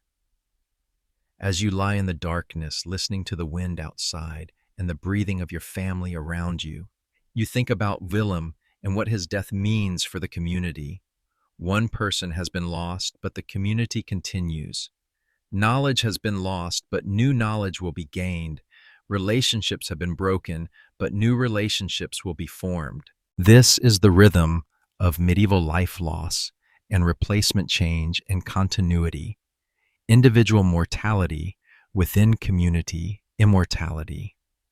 People die, but the village persists. Generations pass, but traditions continue.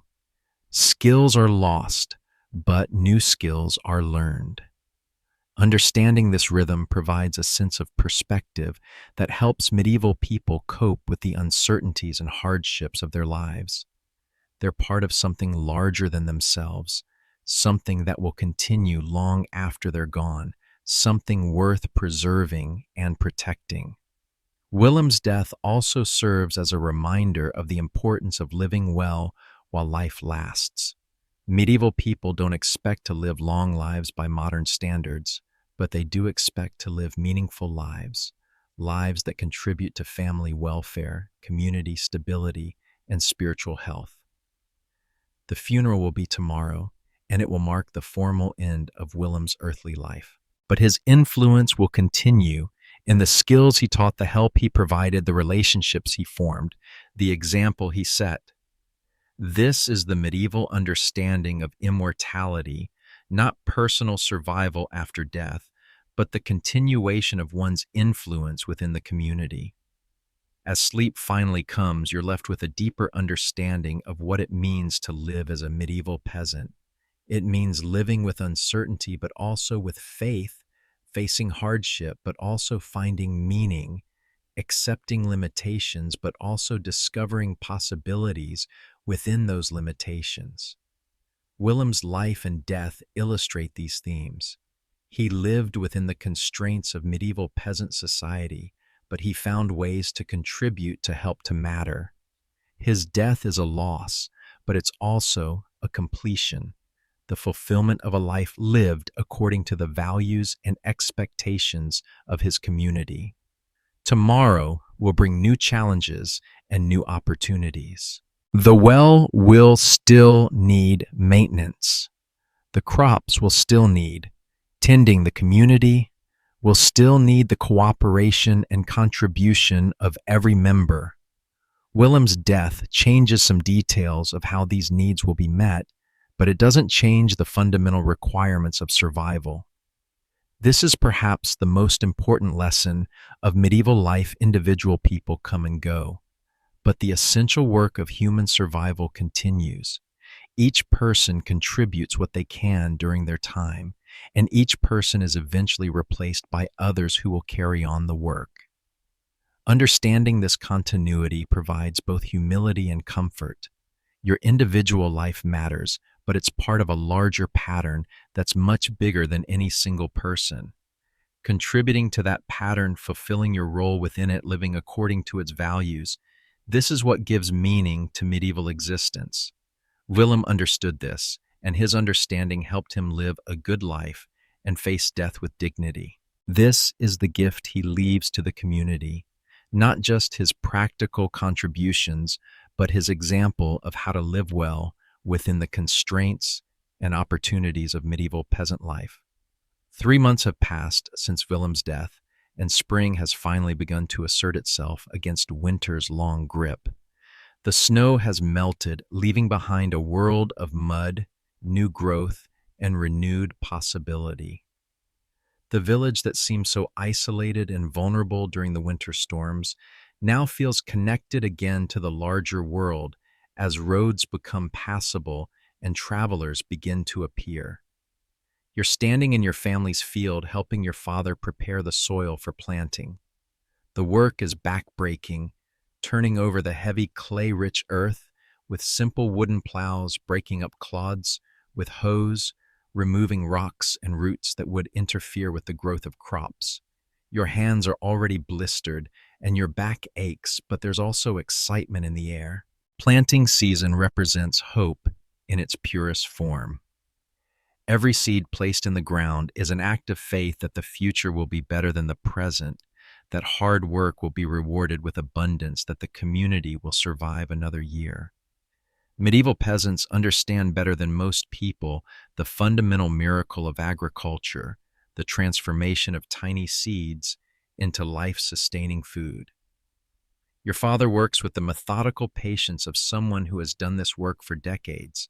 He knows which areas of the field drain well and which retain too much moisture, which soil is rich and which needs improvement, which crops grow best in which locations.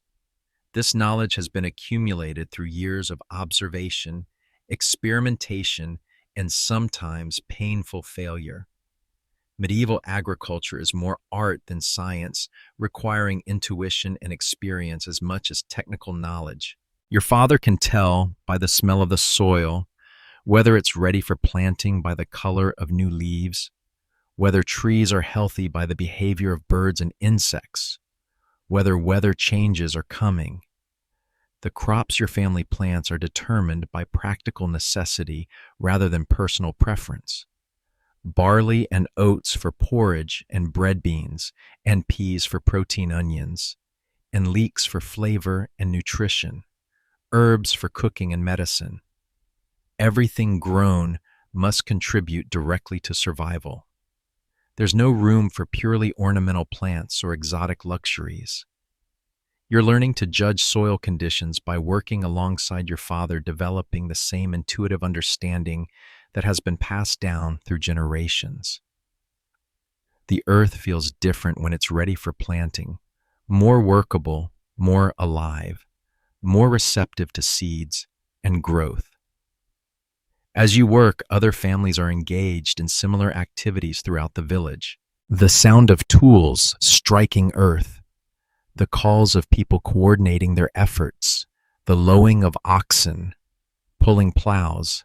These sounds create the symphony of medieval spring, the annual renewal of the cycle that sustains human life.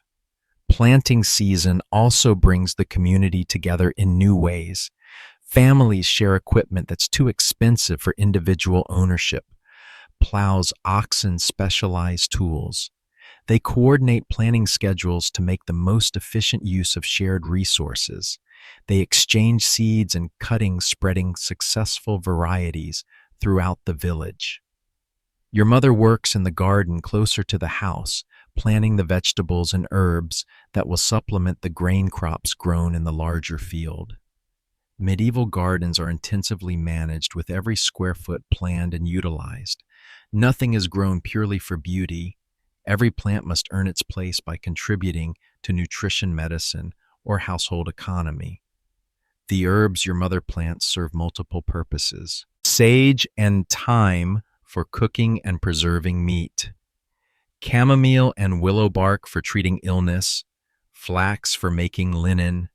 Madder and woad for dyeing cloth. Medieval people can't afford the luxury of single-purpose plants. Everything must multitask. As the morning progresses, you notice visitors arriving in the village, merchants and travelers taking advantage of the improving weather to move between towns. Their arrival creates excitement and opportunity that has been missing during the isolated winter months. The merchants bring goods that can't be produced locally: iron tools, salt spices, cloth from distant regions. They also bring news from the outside world, stories of events in far-off places, information about political changes that might affect local conditions. But most importantly for your family, they bring the possibility of trade. Your mother has been spinning and weaving cloth throughout the winter, building up a small surplus that can be exchanged for necessities. Your father has been crafting wooden bowls and simple furniture that might attract buyers. Medieval trade operates on a much smaller scale than modern commerce, but it's essential for community survival. No village can produce everything its people need, so trade relationships with other communities are crucial for obtaining salt iron, specialized tools, and other necessities. The arrival of merchants also brings the village together in new ways. People gather to examine goods, discuss prices, share information about quality and value. Children cluster around the strangers, fascinated by their different clothes, accents, and stories. You follow your parents to the village center, where the merchants have set up their temporary displays. The goods for sale seem miraculous after the scarcity of winter: bright cloth, sharp tools, exotic spices that smell like distant lands you'll never see. But you also notice how carefully your parents examine everything, how cautiously they negotiate prices, how deliberately they make decisions about what to buy and what to leave. Medieval people can't afford impulse purchases. Every trade must be carefully considered for its impact on family survival. Your mother examines a piece of iron that could be fashioned into a better knife, weighing its cost against its usefulness. Your father looks at a length of rope that could improve his farming equipment, calculating whether the expense is justified by the potential benefits.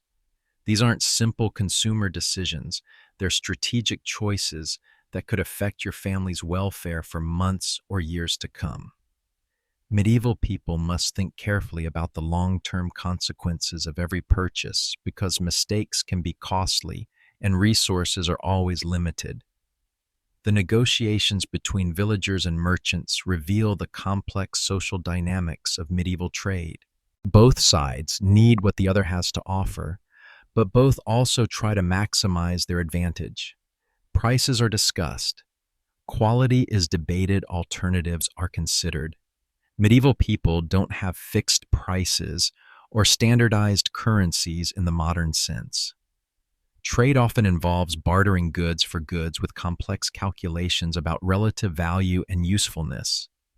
Your mother's cloth might be exchanged for salt and iron with careful attention to the quality and quantity of each item. These negotiations require skills that modern people rarely develop: the ability to assess quality quickly and accurately, to judge fair value across different types of goods, to negotiate effectively without damaging relationships that might be important in the future. After several hours of examination and discussion, your parents make their trades. The cloth your mother spent months producing is exchanged for salt iron and a small quantity of pepper that seems almost magical in its rarity and value. The wooden bowls your father carved are traded for rope and a better hoe blade. These trades represent months of work transformed into tools and materials that will make future work more effective. It's a good exchange, but also a reminder of how much labor is required to obtain even basic necessities in medieval life. As the merchants prepare to move on to the next village, they leave behind not just goods, but information and connections. The village is no longer an isolated island, but part of a network of communities connected by trade routes, family relationships, and shared concerns. The afternoon brings other activities that mark the transition from winter to spring. Young people begin talking more seriously about marriages that have been planned or considered during the long indoor months. Families assess their resources and make plans for the growing season ahead. Your parents discuss which fields to plant, with which crops, how to allocate labor among different tasks, what improvements might be made to buildings and equipment during the busy months ahead. Medieval life requires constant planning and replanning as circumstances change and new opportunities arise. The longer daylight hours also allow for activities that weren't possible during winter's short days. Your mother begins preparing materials for dyeing, cloth gathering plants, and minerals that will create the colors needed for different purposes. Your father starts repairing tools and equipment that were set aside during the urgent work of winter survival. As evening approaches, the village has a different feel than it did during the dark months of winter. People stay outdoors longer. Work continues later, conversations last beyond the minimal exchanges required for immediate survival. Children play games that were impossible in the confined spaces of winter homes. Adults gather to discuss plans and share information about the growing season ahead. The community feels more alive, more connected, more optimistic about the future. Your family's evening meal reflects the changes that spring brings. Fresh greens from the early garden supplement the stored grains and preserved foods that sustained you through winter. The porridge tastes better with wild herbs that are beginning to grow again. But spring also brings new challenges that must be carefully managed. The wet weather that encourages plant growth also creates ideal conditions for diseases that can kill people and animals. The warming temperatures that make outdoor work possible also wake up insects and parasites that have been dormant during winter. Your parents discuss these challenges as part of their planning for the months ahead. Which animals need to be moved to higher ground to avoid the diseases that breed in wet lowlands? Which family members seem most vulnerable to the spring sicknesses that appear every year? What preparations should be made for the intense work period that lies ahead? Medieval people understand that every season brings its own opportunities and dangers. Spring's renewal and hope must be balanced against spring's risks and demands. Survival depends on understanding these patterns and preparing for them appropriately. As the family settles in for the night, you reflect on how different the world feels now compared to the depths of winter. The same house, the same family, the same basic activities, but everything seems more possible, more hopeful, more connected to a larger world of opportunity. This is one of the fundamental rhythms of medieval life, the cycle of seasons that brings different challenges, different opportunities, different moods, and expectations. Medieval people lived close to these natural cycles, adjusting their activities and attitudes to match the changing conditions. Spring represents renewal, not just in the natural world, but in human society. Relationships that were strained by winter's hardships can be repaired. Plans that were impossible during winter's limitations can be attempted. Communities that were isolated can reconnect with the larger world. But spring also demands intense effort and careful management. The planting season is short, and mistakes made now will affect food supplies for the entire year.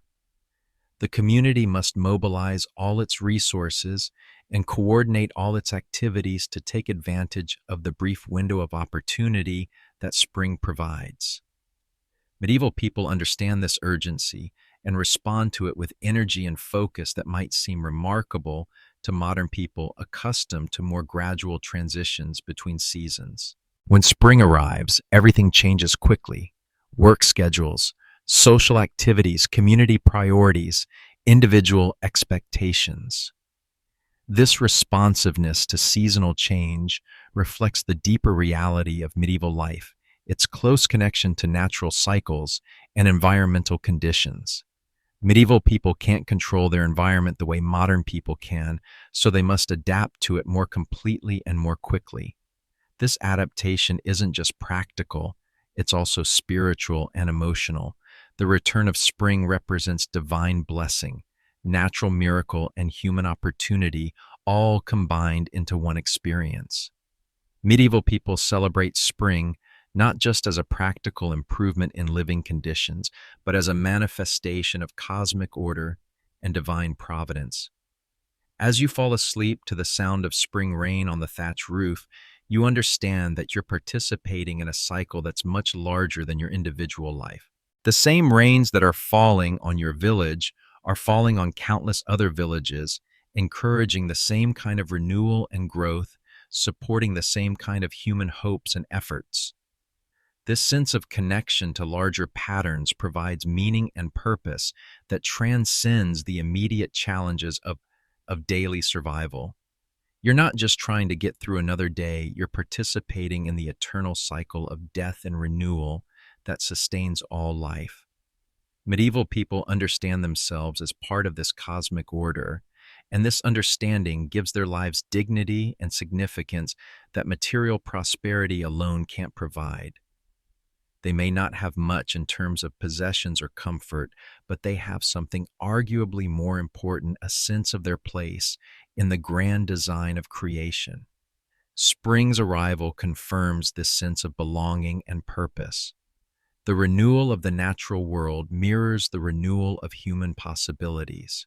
The return of warmth and growth demonstrates the reliability of divine providence. The beginning of another planting season offers another chance to participate in the miracle of creation. These are profound spiritual experiences disguised as practical agricultural activities. Medieval people don't separate the sacred from the secular, the way modern people often do. They see the divine presence in everyday activities, natural processes, and community relationships. This integration of spiritual and practical concerns gives medieval life a completeness and coherence that modern life sometimes lacks. Work is not just economic activity, but spiritual practice. Community relationships are not just social arrangements, but sacred obligations. Natural processes are not just environmental conditions, but manifestations of divine will. Understanding these connections helps explain why medieval people can find meaning and satisfaction in lives that might seem harsh and limited by modern standards. They're not just surviving, they're participating in a cosmic drama that gives ultimate significance to their smallest actions. The spring planting that will occupy your family for the next several weeks is not just agricultural work, but an act of faith, a demonstration of hope, a participation in the creative processes that sustain all life. This understanding transforms hard physical labor into meaningful spiritual practice. By midsummer, the village has transformed completely from its winter appearance. The fields that were brown and barren just months ago now wave with green crops that grow taller each day. Your family's barley stands knee-high, the bean vines climb their supports, and the vegetable garden near the house provides fresh food that makes the stored provisions of winter seem like a distant memory. But with summer's abundance comes summer's anxiety. Every medieval peasant knows that the appearance of prosperity can be deceiving. Crops that look healthy today can be destroyed tomorrow by hail drought floods or the countless insects and diseases that threaten agricultural production. The weeks between planting and harvest are filled with constant vigilance and worry. You're learning to read the signs that indicate whether crops are thriving or struggling. Your father teaches you to recognize the subtle differences in leaf color that indicate adequate nutrition versus deficiency, the patterns of growth that suggest healthy root systems versus problems underground, the appearance of insects and birds that might signal trouble ahead. Medieval agriculture requires this kind of detailed observation because farmers can't rely on modern tools for monitoring crop health. Everything must be done by eye, by touch, by accumulated experience and intuitive understanding. Your father can predict the likely yield of a field just by walking through it and examining individual plants. The summer work routine is different from winter's indoor focus or spring's intense planting activity. Summer work is about maintenance, protection, and preparation.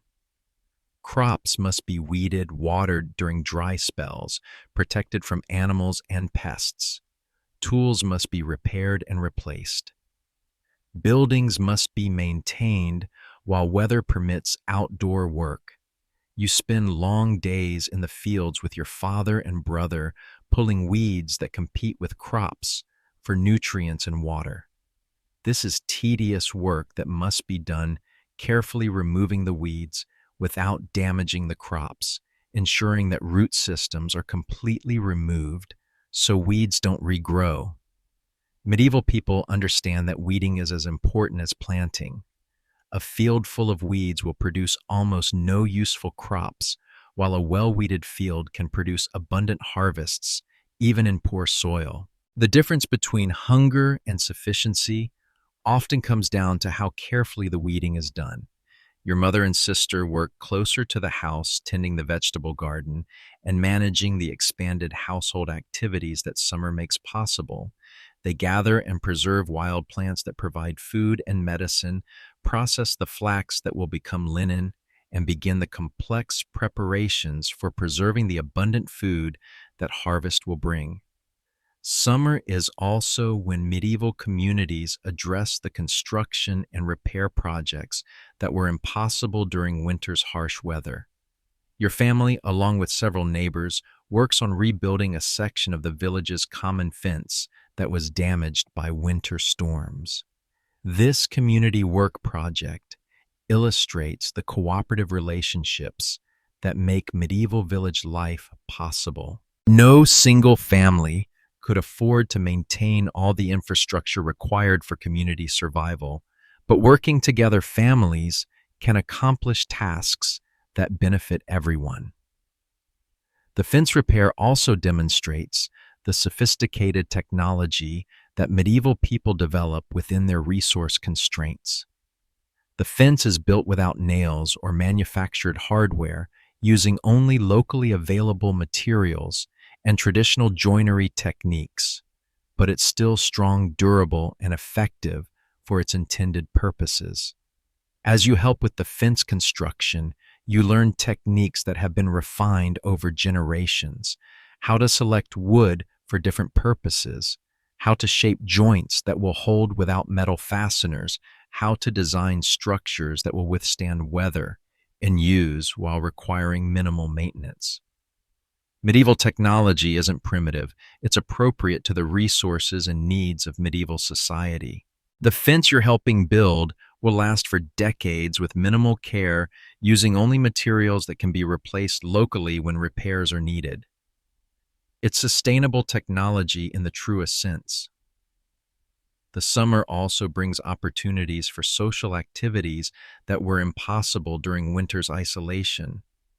Wedding season begins in earnest with couples who became engaged during the indoor months of winter, finally able to hold the celebrations that mark their transition to married life. You attend the wedding of Thomas the blacksmith's apprentice and Sarah the baker's daughter, the couple whose engagement was announced during the winter storms. The celebration takes place over several days with elaborate meals, dancing, music, and gift-giving that demonstrates the community's investment in the success of the new marriage. Medieval weddings aren't just personal celebrations. They're community events that establish new economic partnerships, social relationships, and networks of mutual obligation. The marriage of Thomas and Sarah brings together two important village trades and creates connections that will benefit both families and the larger community. The wedding also provides an opportunity for you to see how medieval people celebrate when resources permit. The feast includes foods that are rarely available: meat white bread, sweet cakes, ale that's stronger than the usual daily drink. Everyone dresses in their finest clothes and participates in traditions that connect the present celebration to countless similar events throughout history. But even in celebration, medieval people maintain their practical focus on survival and community welfare. The gifts given to the new couple are useful items, tools, household goods, livestock, rather than purely decorative objects. The celebration is joyful but not wasteful. appropriate to a community that can't afford to squander resources. The summer months also bring traveling entertainers, merchants, and pilgrims who couldn't travel during winter's harsh conditions. These visitors provide news from the outside world, stories and songs that add to the village's cultural life and opportunities for trade that expand beyond what's available from local merchants. You're fascinated by the stories told by a traveling minstrel who stops in the village for several days. His tales of distant lands, heroic deeds, and magical adventures provide a glimpse of a world far beyond your daily experience. But you also notice how the stories reinforce the values and social structures of medieval society. Courage, honor, loyalty, acceptance of social hierarchy. Medieval entertainment serves multiple purposes, providing escape from daily hardships, preserving cultural traditions, teaching moral lessons, and reinforcing social cohesion. The minstrel stories aren't just entertainment, they're education in the values and expectations of medieval society. As summer progresses toward its peak, the intensity of work increases. This is the season when everything happens at once. Crops must be tended, animals must be managed, construction projects must be completed, food must be preserved for winter, and preparations must be made for the approaching harvest. Your family works from dawn to dusk, taking advantage of the long daylight hours to accomplish as much as possible while conditions permit. There's an urgency to summer work that reflects the awareness that this season of abundance and opportunity is brief and must be used efficiently. But summer also brings its own dangers that require constant vigilance. Thunderstorms can destroy crops in minutes with hail or flooding. Drought can wither plants despite months of careful cultivation. Insects can strip fields bare almost overnight. Disease can spread through crops or livestock with devastating speed. Medieval people live with the constant awareness that prosperity can turn to disaster very quickly. Every day that crops continue to grow healthy is a gift that can't be taken for granted. Every successful completion of necessary work is a small victory against the forces that threaten survival. This awareness doesn't make medieval people pessimistic. It makes them grateful for good fortune and determined to make the most of favorable conditions. They celebrate small successes while preparing for potential setbacks. They work hard while appreciating the beauty and abundance of the natural world.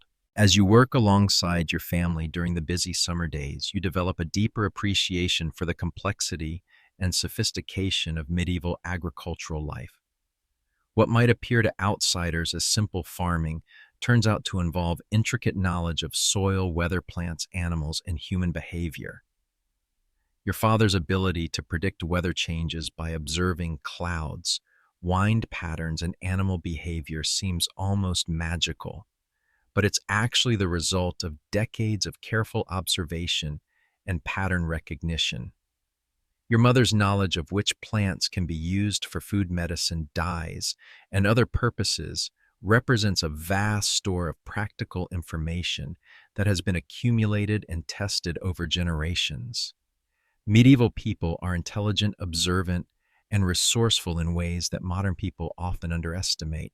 They may not have formal education or advanced technology, but they have deep knowledge of the natural world and sophisticated skills for working within environmental constraints. This knowledge is embedded in daily practices that integrate practical and spiritual concerns. The timing of agricultural activities is coordinated with religious festivals that mark the progression of seasons. The care of crops and animals is understood as stewardship of divine creation. The sharing of resources within the community reflects religious teachings about mutual obligation and charity. Medieval life has a coherence and integration that modern life sometimes lacks. Work, worship, family relationships community activities, and individual development are all woven together into a unified pattern of existence. People don't compartmentalize their lives the way modern people often do. Everything is connected to everything else. This integration provides meaning and purpose that transcends the immediate challenges of daily survival. When your work contributes to family welfare, community stability, and cosmic order all at the same time, even the most mundane tasks take on significance that makes hardship bearable. As summer reaches its peak and harvest approaches, you understand that you're participating in cycles that are much larger than your individual life. The same activities you're engaged in have been performed by countless generations before you and will be performed by countless generations after you. This sense of continuity provides both humility and confidence. Your individual contribution matters, but it's part of a larger pattern that's much more stable and enduring than any single person's efforts. Understanding your place in this pattern gives meaning to present difficulties and hope for future possibilities. The approaching harvest will test everything your family has worked for during the year. If the harvest is good, you'll have sufficient food for winter and perhaps some surplus for trade. If the harvest fails, you'll face hunger and hardship that could threaten survival itself. But regardless of the outcome, you'll face it as part of a community that shares both risks and benefits. Medieval people don't survive as individuals. They survive as members of communities that pool resources, share knowledge, and support each other through difficulties. This interdependence creates obligations and constraints that modern people might find limiting, but it also provides security and belonging that pure individualism can't offer. When you know that your neighbors will help you in crisis and that you'll help them in return, you can face uncertainty with confidence that pure self-reliance can't provide. Summer's abundance and beauty provide a glimpse of what life could be like if resources were unlimited and risks were minimal. But medieval people understand that such conditions are temporary gifts rather than permanent entitlements. They appreciate abundance while it lasts, but they don't depend on it continuing indefinitely. This realistic acceptance of limitation and uncertainty is one of the most important lessons of medieval life. Modern people often expect continuous improvement and increasing prosperity, but medieval people understand that life involves cycles of abundance and scarcity, success and failure, joy and sorrow. Understanding these cycles doesn't make hardship easier, but it does make it more bearable. When you know that difficult times are temporary and that good times will return, you can endure present difficulties with patience and hope. When you know that good times are also temporary, you can appreciate them fully without taking them for granted. As summer's peak passes and the first signs of approaching autumn appear in the changing light and cooling nights, you feel both satisfaction and anticipation. The summer's work has been successful. Crops are healthy, community projects have been completed, relationships have been strengthened, knowledge has been gained. But autumn will bring the ultimate test of the year's efforts. The harvest will determine whether your family and community have sufficient resources to survive another winter. The success or failure of months of careful work will be determined in just a few crucial weeks. This is the rhythm of medieval life periods of intense effort, followed by periods of waiting seasons of abundance, alternating with seasons of scarcity, times of hope, balanced by times of fear.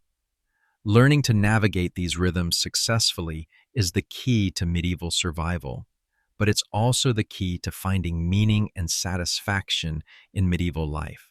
When you understand that every season brings its own challenges and opportunities, when you appreciate the beauty and abundance of good times while preparing for difficult times, when you find satisfaction in doing necessary work well, regardless of immediate rewards, these attitudes make even the hardest life bearable and meaningful. Summer's lessons prepare you for autumn's challenges and winter's hardships. The skills you've learned, the relationships you've strengthened, the resources you've accumulated, the knowledge you've gained, all of these will be tested in the months ahead. But you face those tests with confidence earned through experience and wisdom, gained through participation in the ancient rhythms of agricultural life. You understand your place in the larger patterns of existence, and this understanding provides strength that no individual achievement could match. The morning air carries a crispness that wasn't there just days ago, and the angle of sunlight's sight has changed in ways that make even familiar landscapes look different. It's late August, and your father has made the decision that every medieval farmer faces with a mixture of excitement and terror. The grain is ready for harvest.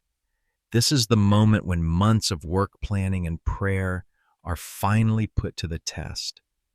Every day of the growing season has led to this crucial period when the year's food supply will be gathered, measured, and stored. If the harvest is good, your family will eat well through the winter. If it fails, you'll face the grim possibility of hunger, malnutrition, or even starvation before spring returns. You're standing at the edge of your family's barley field in the pre-dawn darkness, holding a sickle whose blade has been sharpened to razor keenness. The tool feels heavy in your hands, not because of its weight, but because of its importance. This simple, curved blade represents the difference between life and death for your family and community. Medieval harvesting is a race against time, weather, and biology. Grain that's ready today might be overripe and worthless tomorrow. A sudden storm could destroy crops that survived months of careful cultivation. Every hour of delay increases the risk that the year's work will be lost to forces beyond human control. Your father moves through the field with the confident efficiency of someone who has done this work for decades. He examines individual stalks, rubbing grain heads between his palms to test their readiness, checking for signs of disease or insect damage that might affect the quality of the harvest. Medieval farmers can't rely on scientific instruments to determine optimal harvest timing. They must use their eyes, hands, and accumulated experience to make decisions that will affect their family's survival. Your father's ability to judge the precise moment when grain is ready represents knowledge that has been refined over generations. The work begins with the first light of dawn. Your entire family is in the field, parents, children, even your aging grandmother who can no longer do heavy labor but can still tie grain into bundles. This is all hands-on-deck time in medieval agriculture, when even the youngest children have essential roles to play. You learn quickly that harvesting grain with a sickle is both an art and an endurance test. The motion must be smooth and rhythmic, a swift downward stroke that cuts through the stalks cleanly without wasting motion or energy. Do it wrong and you'll exhaust yourself within an hour. Do it right, and you can maintain the pace from dawn to dusk. Your back aches within the first hour as you bend repeatedly to cut grain close to the ground. Medieval people waste nothing. Even the straw has value as animal bedding, roof thatch, and fuel for fires. Every stalk must be cut as low as possible to maximize what can be harvested from each plant. Behind the cutters come the gatherers, collecting the fallen grain into neat bundles that will be tied with twisted straw and left to dry in the field. Your mother and sister work at this task, their hands moving with practiced speed as they organize the harvest for the next stage of processing. The rhythm of harvest work creates its own music, the whisper of sickles cutting through grain, the rustle of stalks falling, the soft conversations of people working in close coordination. It's peaceful in its way, despite the urgency and physical demands.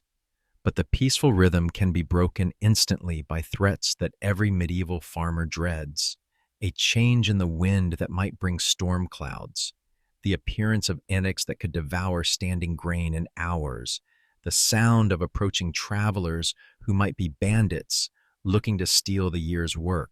Medieval harvest time is when communities are most vulnerable to attack. Stored grain represents wealth and survival, making it an irresistible target for those who prefer stealing to farming.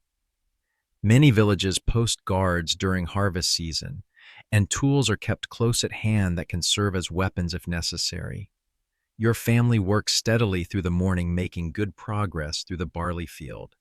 The grain is healthy and abundant, not a record-breaking harvest, but sufficient for your family's needs, with perhaps some surplus for trade. This is as much as most medieval families dare hope for in a good year. As the sun climbs higher and the work continues, other families throughout the village engage in similar activities. The entire community is focused on the same urgent task, gathering the crops that will determine everyone's survival through the coming winter. Medieval communities often coordinate their harvesting activities with families helping each other as different crops reach readiness. Your family will finish with barley today, and tomorrow then help neighbors with their wheat, then return to harvest your own beans and other crops as they mature. This cooperation is essential because medieval farming families don't have enough labor to handle peak workloads alone. Harvest time demands more workers than most families can provide, so communities develop systems of mutual aid that ensure everyone's crops are gathered efficiently. By midday, you understand why medieval people consider harvest time the most important season of the year. The physical demands are enormous. Your hands are blistered, your back screams in protest, and your arms feel like they might fall off. But there's also satisfaction in seeing the fruits of the year's labor accumulating in neat bundles across the field. The midday meal is eaten in the field to save time and maximize working hours. Your mother has prepared food that can be eaten quickly without elaborate preparation. Bread, cheese, ale, and some of the early vegetables from the garden. It's simple food, but it tastes extraordinary when you're exhausted from physical labor. Medieval people understand the relationship between food and work in ways that modern people often don't. When every calorie must be earned through physical effort, eating becomes a more conscious and grateful activity. The bread you're eating represents grain that was planted, tended, harvested, ground, and baked through human labor, yours and that of your community. After the brief rest, work resumes with perhaps even greater urgency. Afternoon thunderstorms are common in late summer, and clouds are beginning to build on the horizon. If rain comes before the cut grain is bundled and moved to shelter, much of the work could be ruined. Medieval farmers develop an almost supernatural sensitivity to weather patterns during harvest season. Your father watches the sky, constantly reading cloud formations and wind patterns with the intensity of someone whose life depends on accurate weather prediction, which it does. The afternoon work is harder than the morning because bodies are already tired and the sun is beating down mercilessly. But it's also more urgent because time is running out and the weather is becoming threatening. You push through the fatigue and discomfort because stopping isn't an option. Medieval children learn early that sometimes you must work beyond what seems possible, that survival depends on pushing through pain and exhaustion when circumstances demand it. This isn't cruelty. It's education in the realities of medieval life where comfort is always secondary to necessity. As evening approaches, your family has successfully harvested most of the barley field. The grain bundles are tied and ready for transport to the storage areas where they'll be protected from weather and pests. It's been a successful day, but also an exhausting one that reminds you why medieval people age quickly and rarely live past 50. But there's also profound satisfaction in work completed successfully under difficult conditions. The bundles of grain scattered across the field represent security, survival, and the successful completion of a year-long cycle of effort. You've participated in one of humanity's most ancient and essential activities, the gathering of food that sustains life. The transportation of harvested grain to storage presents its own challenges. Medieval people don't have trucks or tractors. Everything must be moved by human and animal power over rough paths and uncertain terrain. Your family uses a simple wooden cart pulled by your neighbor's ox, carefully loading bundles to maximize capacity while preventing damage. Medieval storage facilities are designed to protect grain from moisture rodents and insects using only locally available materials and traditional techniques. Your family's grain will be stored in large clay pots, sealed with wax kept in the driest part of your house, and monitored constantly for signs of spoilage or pest infestation. Proper storage is as important as successful harvesting. Grain that survives the growing season and harvest can still be lost to poor storage techniques. Medieval people developed sophisticated methods for preservation that work within their technological constraints but require constant attention and maintenance. As night falls and the day's harvest work is completed, your family gathers around the fire for a meal that feels different from ordinary meals. There's celebration in the air, not just because the work is done, but because it's been successful. The grain stores that will sustain your family through winter are secure. But medieval people never celebrate too enthusiastically because they understand how quickly circumstances can change. This year's harvest is good, but next year's is uncertain. The grain now safely stored must be carefully managed to last until next summer's crops are ready. Survival remains a constant challenge that requires ongoing vigilance and effort. Your father calculates the size of the harvest and estimates how it should be allocated, how much for daily food, how much held in reserve for emergencies, how much can be used for trade, how much must be given to the Lord as rent for the land. Medieval peasants don't own most of what they produce. Much of it belongs to others by law and custom. The feudal system that governs medieval society means that your family's harvest success benefits not just yourselves, but also the Lord who owns the land, the church that demands tithes, and the community that expects contributions for common needs. Individual prosperity is always embedded in larger social obligations.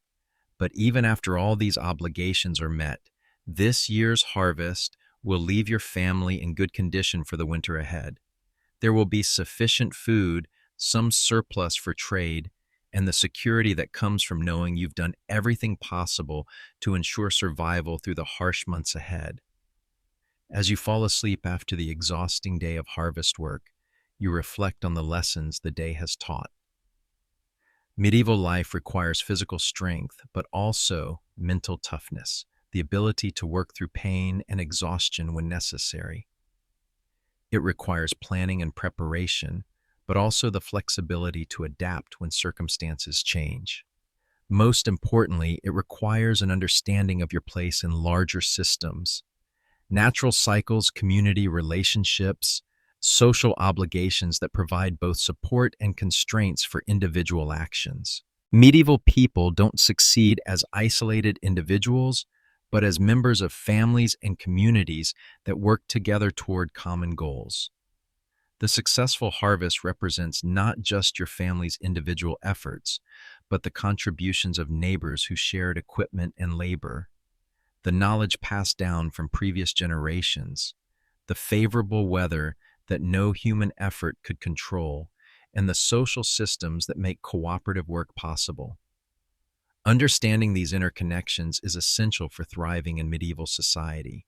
Your individual efforts matter enormously, but they're always part of larger patterns that determine the ultimate success or failure of your endeavors. Learning to work effectively within these patterns while contributing your best individual effort is the key to medieval survival and satisfaction. Tomorrow will bring new challenges as the harvest continues with other crops and the work shifts from gathering to processing the grain that's been collected.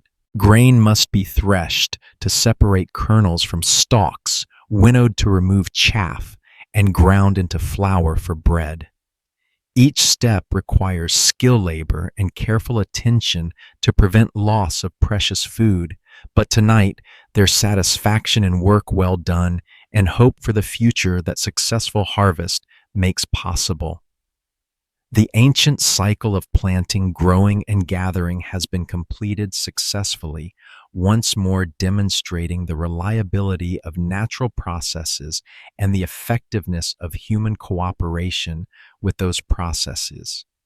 This is what gives meaning to medieval life participation in cycles larger than individual existence, contribution to community welfare that transcends personal benefit, and the satisfaction of doing essential work well despite difficult conditions. These rewards may seem modest by modern standards, but they provide a foundation for human flourishing that material prosperity alone cannot match. October brings a different kind of urgency to village life. The main grain harvest is complete, but the work of preservation and preparation for winter continues with relentless demands.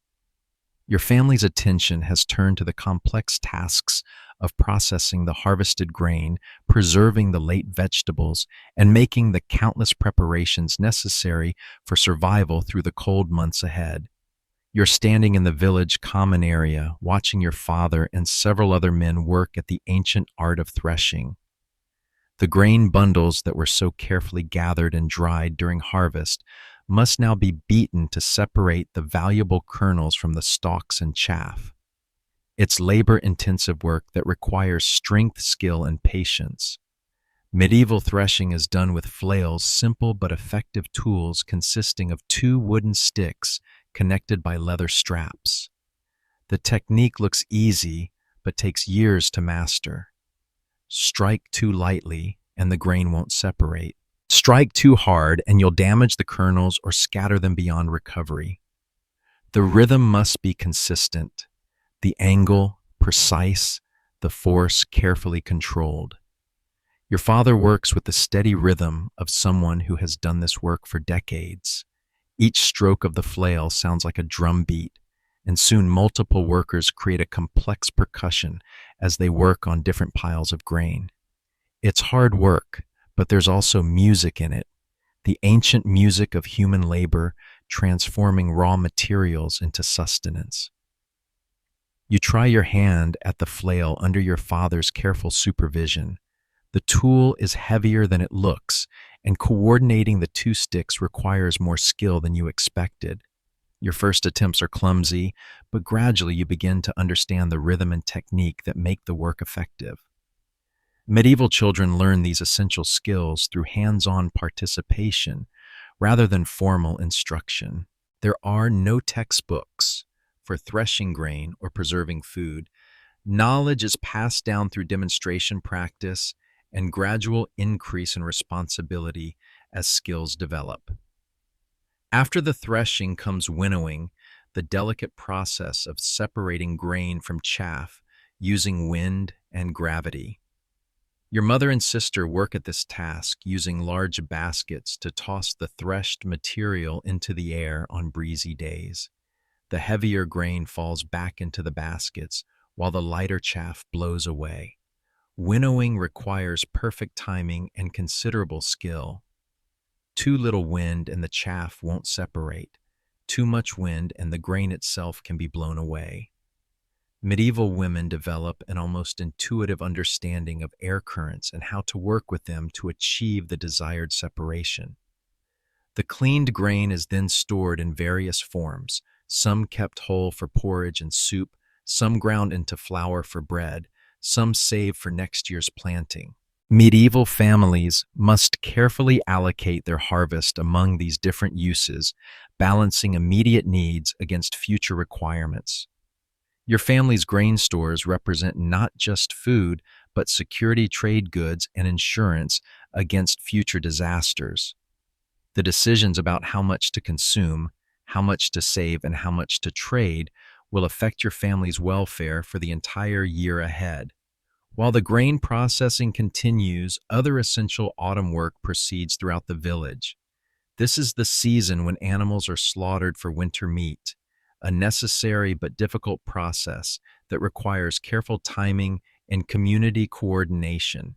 You watch as your neighbor Robert prepares to slaughter his pig, an event that draws assistance from several families because the work must be completed quickly and efficiently. Medieval people can't afford to waste any part of an animal. Everything must be used for food, tools, clothing, or other essential purposes. The slaughter is done with swift efficiency that minimizes the animal's suffering while maximizing the usefulness of every part. Blood is collected for sausages. Organs are cleaned and preserved. Bones are saved for tools and soup stock. Nothing is discarded that can serve any useful purpose. Medieval people have a different relationship with meat and death than modern people. They understand that meat comes from the death of animals, and they face this reality directly rather than hiding it behind industrial processing. This directness breeds both respect for animals and appreciation for the food they provide. The preservation of meat presents complex challenges in a world without refrigeration. Some meat is salted and dried, some is smoked over carefully tended fires, some is cooked and stored in sealed containers. Each preservation method requires specific techniques and constant attention to prevent spoilage. Your mother works with other village women to prepare sausages, a preservation technique that combines meat with salt, spices, and careful cooking to create food that will last through the winter. The work is skilled and labor-intensive, but essential for providing protein during the months when fresh meat won't be available. Medieval preservation techniques represent centuries of accumulated knowledge about food science developed through trial and error by people whose survival depended on getting it right. The methods may seem primitive by modern standards, but they're effective and sustainable within the constraints of medieval technology. As autumn progresses, the social rhythm of village life changes to reflect the seasonal demands. The long summer days of outdoor work give way to shorter days and more indoor activities. But this isn't a time of rest.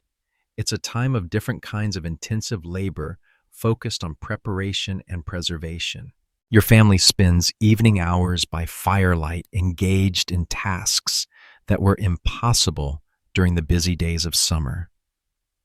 Your mother spins thread and weaves cloth, building up the textile supplies that will be needed for clothing, bedding, and trade goods. Your father crafts wooden tools and household items using skills passed down from his own father. You help where you can, learning through observation and practice the countless small skills that make medieval life possible. How to identify good firewood and split it efficiently. How to repair clothing and household items rather than replacing them. How to judge the quality of preserved foods and prevent spoilage. Medieval life requires constant learning because survival depends on mastering a vast array of practical skills. Unlike modern people who can specialize in narrow areas of expertise, medieval peasants must be competent at dozens of different activities: farming, animal care, food preservation, textile work, basic construction, simple medicine, and much more. This breadth of knowledge makes medieval people remarkably self-sufficient within their technological constraints. Your family can produce most of what you need for survival, using local materials and traditional techniques. This independence provides security that pure specialization cannot match.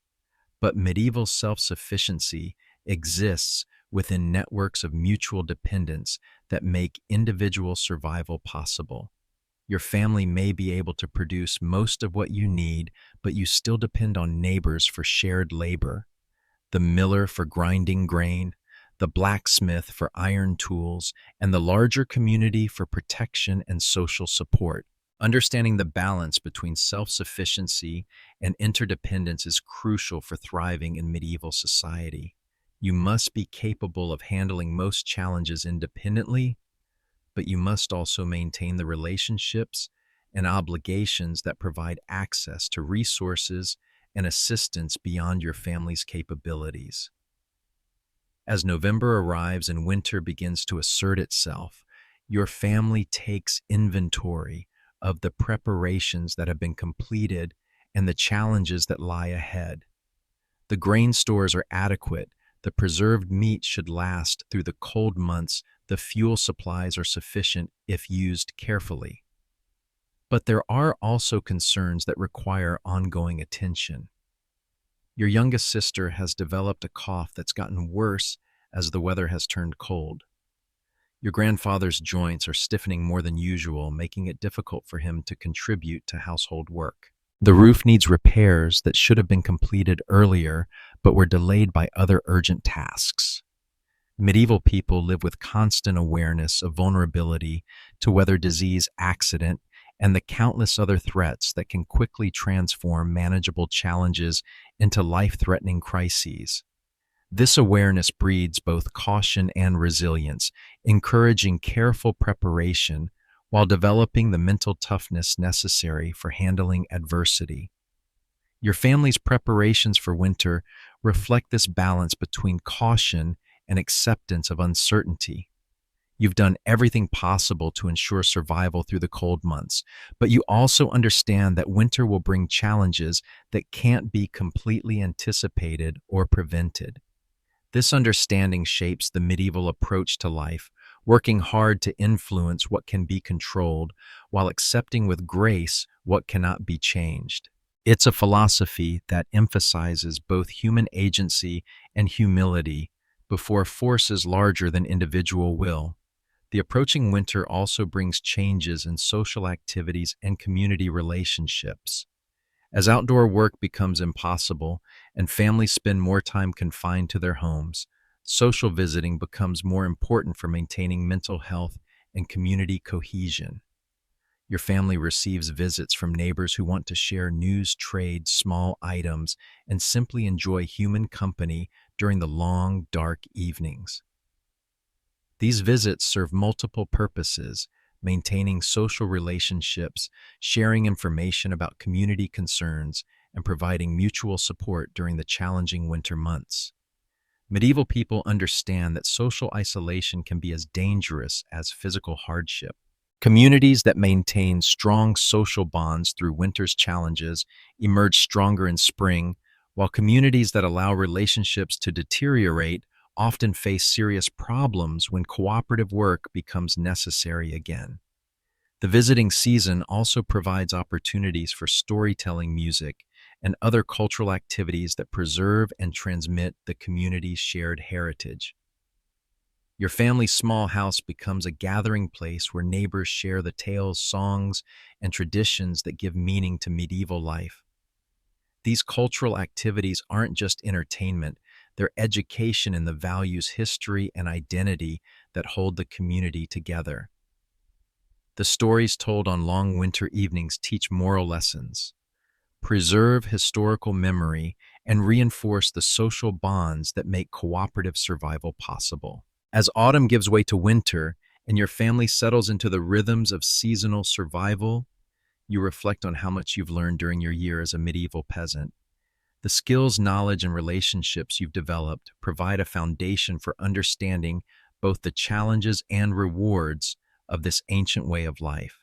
Medieval peasant life is demanding in ways that modern people can barely imagine, but it's also rich in ways that modern life sometimes lacks.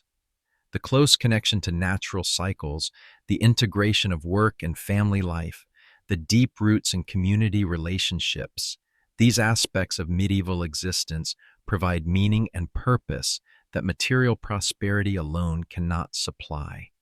You've learned that survival in medieval times depends not just on individual effort, but on understanding and working within complex systems, environmental, social, and spiritual, that provide both opportunities and constraints for human action. Success comes from mastering these systems rather than fighting against them.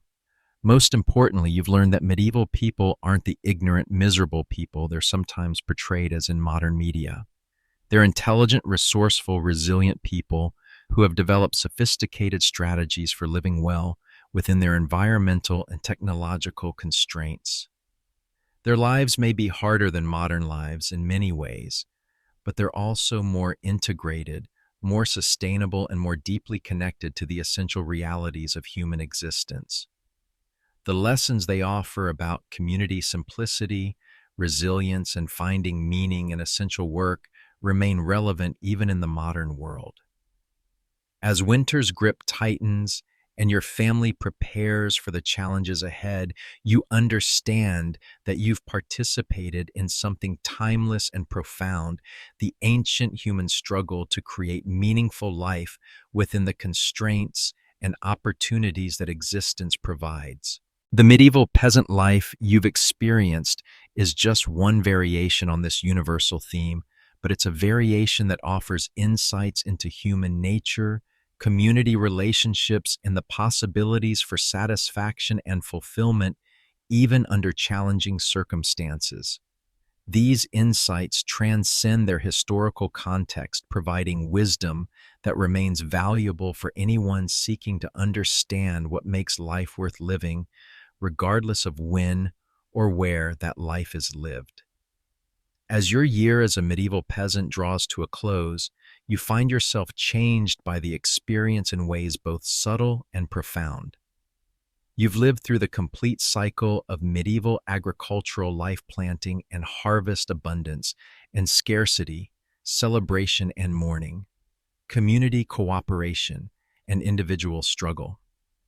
The modern world you left behind feels strange and distant now. The idea of throwing away food because it's past its expiration date seems almost incomprehensible when you remember the careful attention medieval families paid to every grain of wheat, every scrap of preserved meat.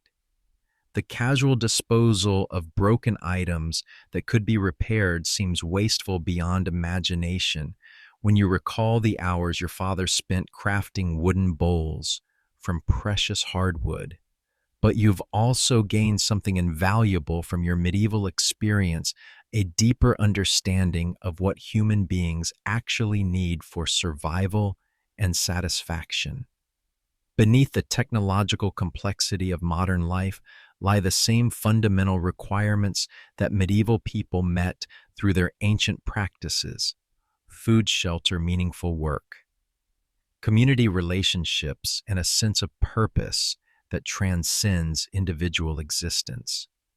Medieval peasants understood these essentials with a clarity that modern abundance sometimes obscures.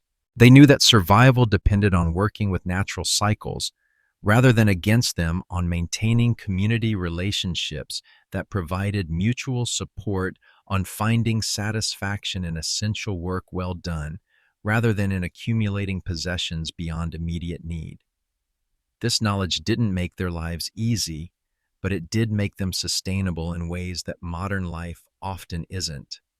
Medieval communities persisted for centuries, using the same basic techniques and social arrangements, leaving behind lessons about resilience, cooperation, and adaptation that remain relevant today. The medieval peasant life you've experienced represents just one chapter in the long human story of survival and community building, but it's a chapter that offers insights into fundamental aspects of human nature and social organization that transcend any particular historical period. Perhaps most importantly, you've learned that happiness and meaning don't depend on having unlimited choices or perfect comfort. Medieval peasants found satisfaction and purpose within constraints that would seem impossible to modern people, demonstrating that human resilience and adaptability are far greater than contemporary culture often suggests. Their example doesn't mean we should abandon modern conveniences or return to medieval conditions, but it does suggest that we might find greater satisfaction by focusing more on essential needs, community relationships, and meaningful work, and less on endless accumulation and individual achievement. The wheel of seasons that governed medieval life continues to turn, carrying new generations through the same basic cycles of challenge and opportunity, loss and renewal, individual growth within community continuity. Understanding our place in these larger patterns can provide the same sense of meaning and purpose that sustained medieval peasants through their difficult but ultimately rewarding lives.